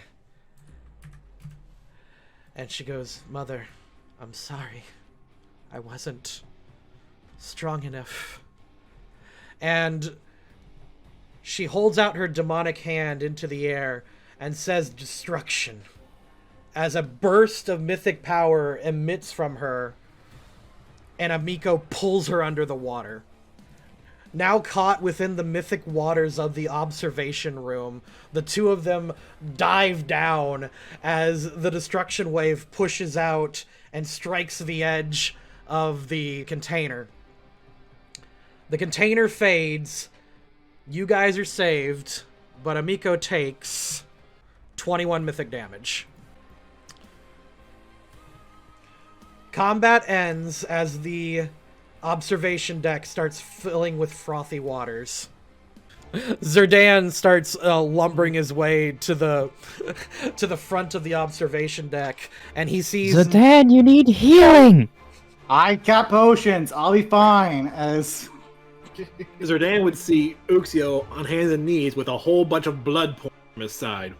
I don't see this yet, so you heal for 1. oh, okay. Amiko collapses on top of Nualia as the two of them look to be dead. Her skin, like, charred to a crisp from the destruction wave. Ranrua, you and Bella are both standing in celestial blessed water, and that water hits Uxio. Oh no. Uh-oh. Oh, How Is much there- damage do I take? Could you roll your holy damage for me, Bella? So I'm at negative 19 out of the needed negative 26. Uxio, the rushing waters kind of push you backwards through as Amiko desperately tries to crawl her way towards you. And I'm honestly imagining that no matter how close Mako gets, It's just too far away. Uxio, I need a reflex save. Quick, I got before you, it's too late. Got you. Chat, should we let him have advantage? All right. Nualia's gone. We can burn them now. Hold on. That's right. She's the metagaming. Wait, hold on. Roll Amiko's reflex save. hers is better than Uxio. Lo and behold, the combined reflex save needed to do it was 25. yay! The water spills out into the downslope of the dungeon, and Amiko pulls Uxio out as it floods the lower chambers. Mm-hmm. Uxio, you are no longer in divine water. He is still just vocalizing pain. I think while that's going on, Ranrua is going to rip out Nualia's heart. Okay. What do you think you're doing? Claiming a prize. Meanwhile, Uxio's gonna get what healing he can. Prevented being pulled down by the celestial water, Amiko pulls you in close and huddles you in as if she's holding like a wounded child, and she's just whispering over and over, I'm sorry. At this point, do I finally catch up to Zodan and see all this? Third oh, I mean, Yeah. Yeah. I don't think Hector can I look help at- Uxio right now. I look at Uxio, and then look at you, Zodan. I am so sorry about this, Zodan, what? but to help Uxio, you're going to have to feel a bit of pain. Wow! Oh! As I am going to attack you, coming out of her gauntlets, dropping the shield and sword, is a spike chain. You know what? That's awesome. That absolutely happens. You punch him in the face with the spike chains wrapped around your fist, and you tear off part of his cheek as darkness and pain fill your world. You lose your paladin and apotheon powers and become the anti-paladin again. Wait, No. she lost her mythic rank? It's tied to Be a Saren good Ray. boy Yeah. and keep that pain in your heart. As I move closer to Uxio now, as I use Touch of Corruption, which, because you are technically the undead vampire thing, you instead heal for 2. Yep, so I'm at negative 3. I'm going to treat it as it brings you to 1. This will happen over the course of a couple rounds. Miko, seeing what Hecht is doing, scuttles over you, but still like refuses to let go as the corruption over time occurs. What's wrong, Amico? Don't you want to share Uxio's pain? When you say that, she looks down at Uxio and then looks up at you and says, will causing me pain heal him more? Maybe. Or maybe it won't. As my evil aura is emanating out of me. She looks at you and screams, do it! Just days. I just imagined her saying it like, Rick, do it! Do it, you coward! You whack her in the face, which she's accepting it. This is basically a free attack. She takes 8 to the face as her flesh tears off. Hecht, you get another use of Touch of Corruption. Heal for 3, Uxio. And unless somebody's gonna stop Hecht, she's kind of lost it at the moment. Hecht, what about your pain? Why the hell are you even doing this at all? Because sometimes pain is the best way to heal things. As I turn Even around if you're running away? to Zidane. Do you think Bella. I'm running? Hold on. Yeah, there's a few things happening. Like, everyone wants to get a thing in. All right, so Hecht's got her punch. I'm going to say Zerdan gets the turn to talk, and then it'll be Bella's go turn. Yeah. Zerdan, go ahead, dude. Are you sure this pain is what you want, or is this just a freaking mask for you? Because no one else knows about this aside from Father Santis. And I think I have the right to know, why are you like this? You will learn in time why I share this pain. This pain deep inside. All right, that's enough. He's up. Realizing that your lawful mission is completed, and you did deal out extra pain, as your doctrine commands, your chain is satisfied, and it snakes and coils back up into your wrist brace. Honestly, this is the perfect distraction for Runra to do her thing. All right, as this is all occurring, and Bella steps up to defend everyone from Hecht, your claw was stopped moments before it struck her in the back. You look down again, and you can see that she's steadily breathing. It just brought her down to 0 hit points. It didn't kill her. But no one is watching. Well, then you said I was attacking her in her back, so turn her around, claw at her from the front, going under and up into her ribcage. Okay, roll it. Okay. As the group is fighting and they're trying to protect each other from each other, you turn her over and see her freshly red face slowly come to conscious at you, and she goes, "Mother? What does Mother say about me? Was I a good girl?" Just you were my target. She goes, "Mother," and you subtly and quietly dig your claws in under her ribcage, moving up through her lungs, guts, and other organs, and you grab her beating heart. And because she's a mythic rank 3, she's hard to kill. She watches as her eyes widen, and you steadily and slowly pull out the beating organ, and then tear it as the string and sinews come up from under the armor. With a few snaps, a pull, and a twang, you remove her heart and just carefully lower her as the red fire fades from her eyes. Perfect. And then Runra is going to eat the heart. You hear the sound of a jackal laughing as you disappear again, and you're back in the abyss at the Midnight Isle, or she doesn't live in the Midnight Isles, whatever realm she's in. You see the black shores as Mother Lamashtu looks on you from the sky, and as you devour her heart slowly and slowly, her maw stretches into a wide grin as her serpent tongue comes out. When that serpent tongue leaves, its second mouth opens, ejecting a spray of mythic power onto you. Ooh-hoo-hoo-hoo. You gain your second mythic rank. Hell yeah! By stealing it from somebody else.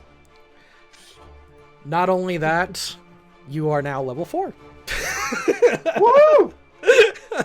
I mean, I assume we're all going to be level 4 after this. Oh, absolutely, yeah. Yeah.